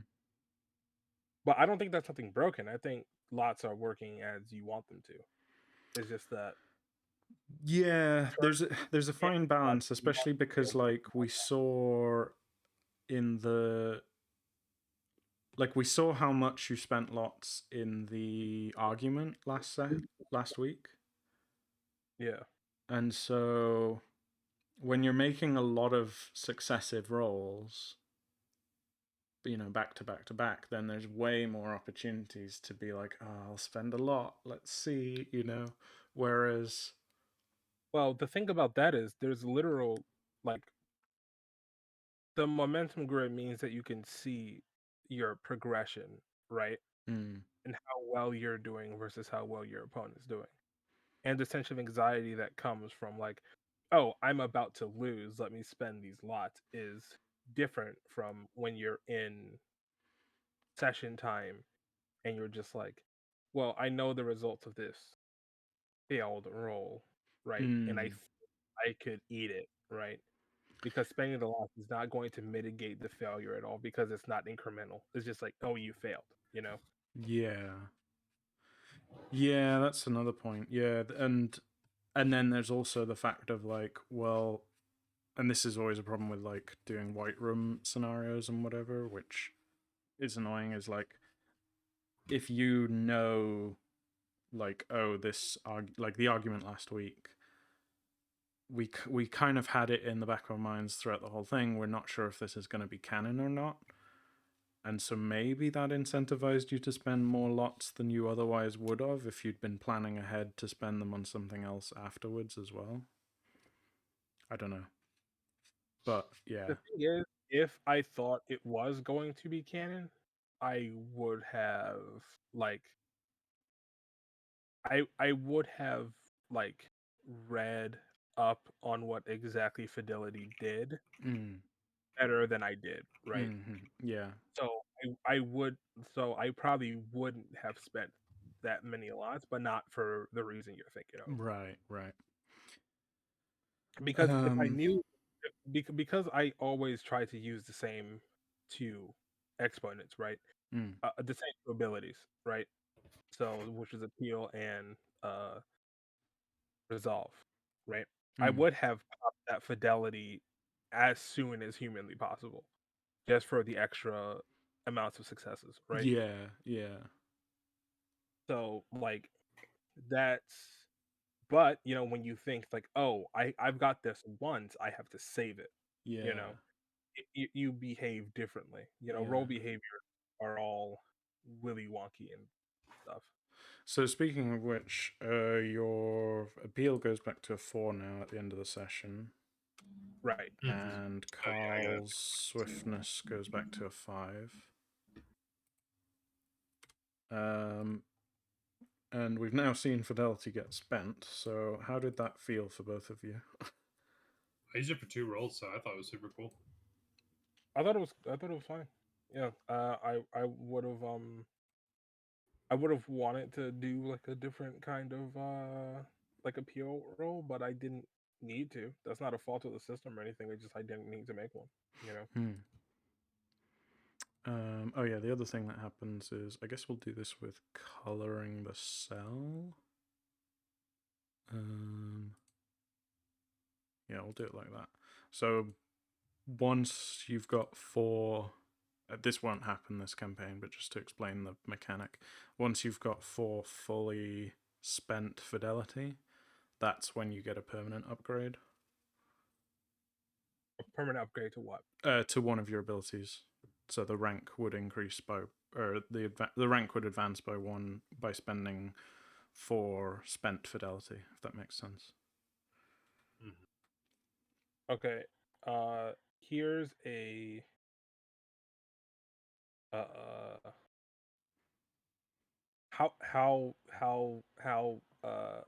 what level of investment do you think is required for that? Right, because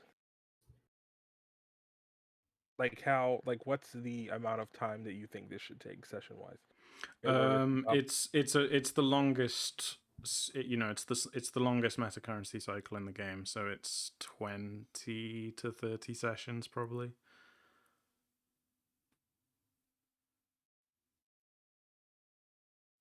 There's a possibility that's too slow, but Yeah. if that's by design, it is what it is. Yeah, Right. yeah. Because I don't. It's the Not to thing mention to the game that shall not be named. yeah, yeah. No. But a situation like that, It's the thing to grind for based on feedback and general opinion that I can see from how a similar system works in Burning Wheel, for example. People like these sort of long-term mechanics to grind for as like an ideal or whatever. But then like as long as they're actually attainable, and that's what I feel Fidelity is in that position now, because you're getting Fidelity every arc, and an arc is like, unless something happens, you're gonna get Fidelity every arc, and an arc is like 6 to 10 sessions. So although in our case we did an arc in 3 sessions, so basically it's up to the GM to set the pacing on how often Fidelity is earned. Mm-hmm. Which means, yeah, it would potentially be possible to get 4 Fidelity and spend it in, I don't know, like 18 sessions or something. If you were going at a really high rate. Or if you're more punitive, then you could go at a much slower rate. But it's a lot easier to, like, the conditions for earning Fidelity are a lot clearer. So that's my hope anyway, is that, like, yes, it's a long form mechanic, and there may be some players that never actually get to use it, but for those that do, it's kind of a cool thing, I guess. Yeah, it's just it kind of ties back into what you were talking about before. I mean, one of the step up mechanics needs to be faster, objectively. Yes. Right? Yeah. Both of them can't be that slow.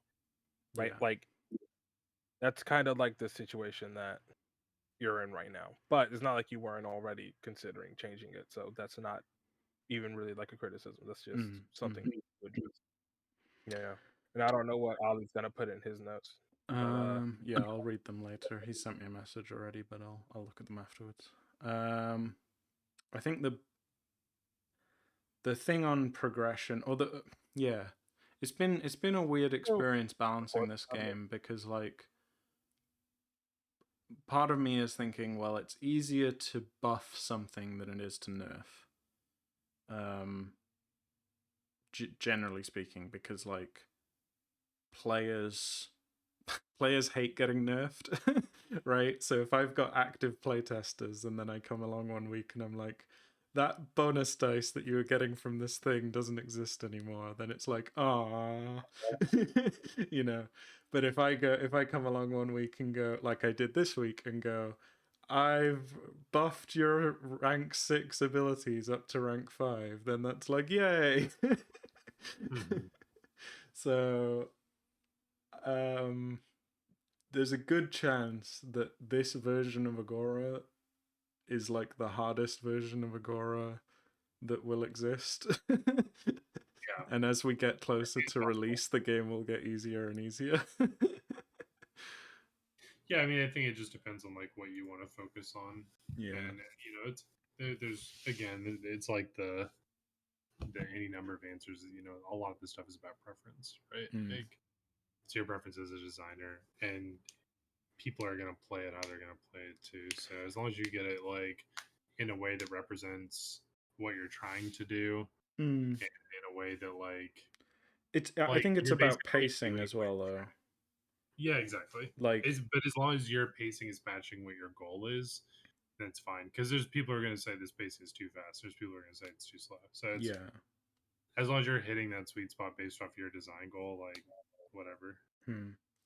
Yeah, that's true. Because people speed it up if they feel it's too slow too. Like, look at all the people who do that for other games. Yeah, I mean, every session you level up for D&D. I don't I don't want to be like, oh, if the players don't like it, they can, or if the GM that runs this doesn't like one of my rules, they can change it. So that's a really shitty attitude to have, I feel, generally. Yeah. Like, Yeah, that's it needs to be designed good out of the box. If it's broken and you need to fix it as a GM before it runs properly, then that's not good. But having said that, your idea about like, oh, maybe you get double XP on a successful roll or something, that to me sounds like a very easy house rule to implement. If you're Right. not happy with the pacing of XP, for example. So yeah, I think we'll see. We'll keep tweaking it. Yeah.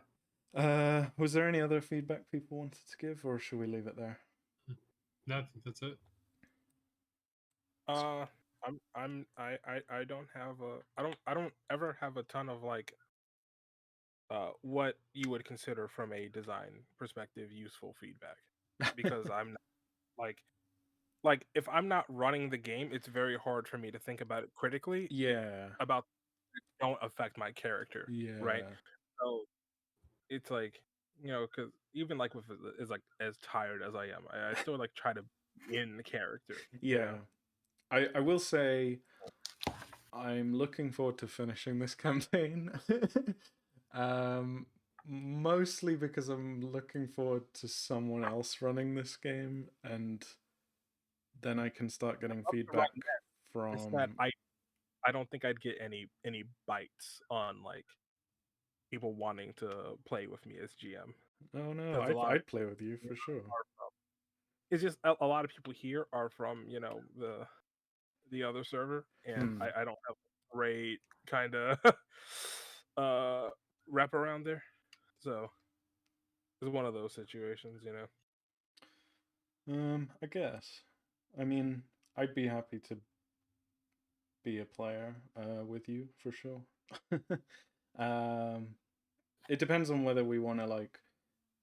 I think if one of us wants to take over as GM for the Hex Gratia setting or something and run another campaign but with different characters, it would be appropriate for one of you three to do that. But then I think running a Hex Gratia campaign as like sort of like the heads of the faction would be interesting, where you've got these like, because as it currently stands, because we're mooks, we don't interact with the wider range of sex. We have never interacted with the AHB, for example, in character, right? If I remember correctly. Yeah. But if you're like, like kind of important, let's not go like full heads, right? If you're kind of important, you've got more opportunities to engage with different things, and see more of the world. Basically, that's why like in stuff like D&D, like the adventurers are like quote unquote always the most important people in the room, because that's how you get those interactions in. And I think games like this do great at the microcosm, but like for a setting like this where like we want to see stuff, mayhaps getting some different perspectives will be valuable, right? Yeah, probably. Yeah. Once, not a critique of the system, that's just like the campaign we're playing. No, I mean, there's definitely some factions that I have just not really flashed out at all yet because they've been so off screen, and that I think like I just want to leave them open for another designer to like add stuff to instead of being prescriptive. For sure. But yeah.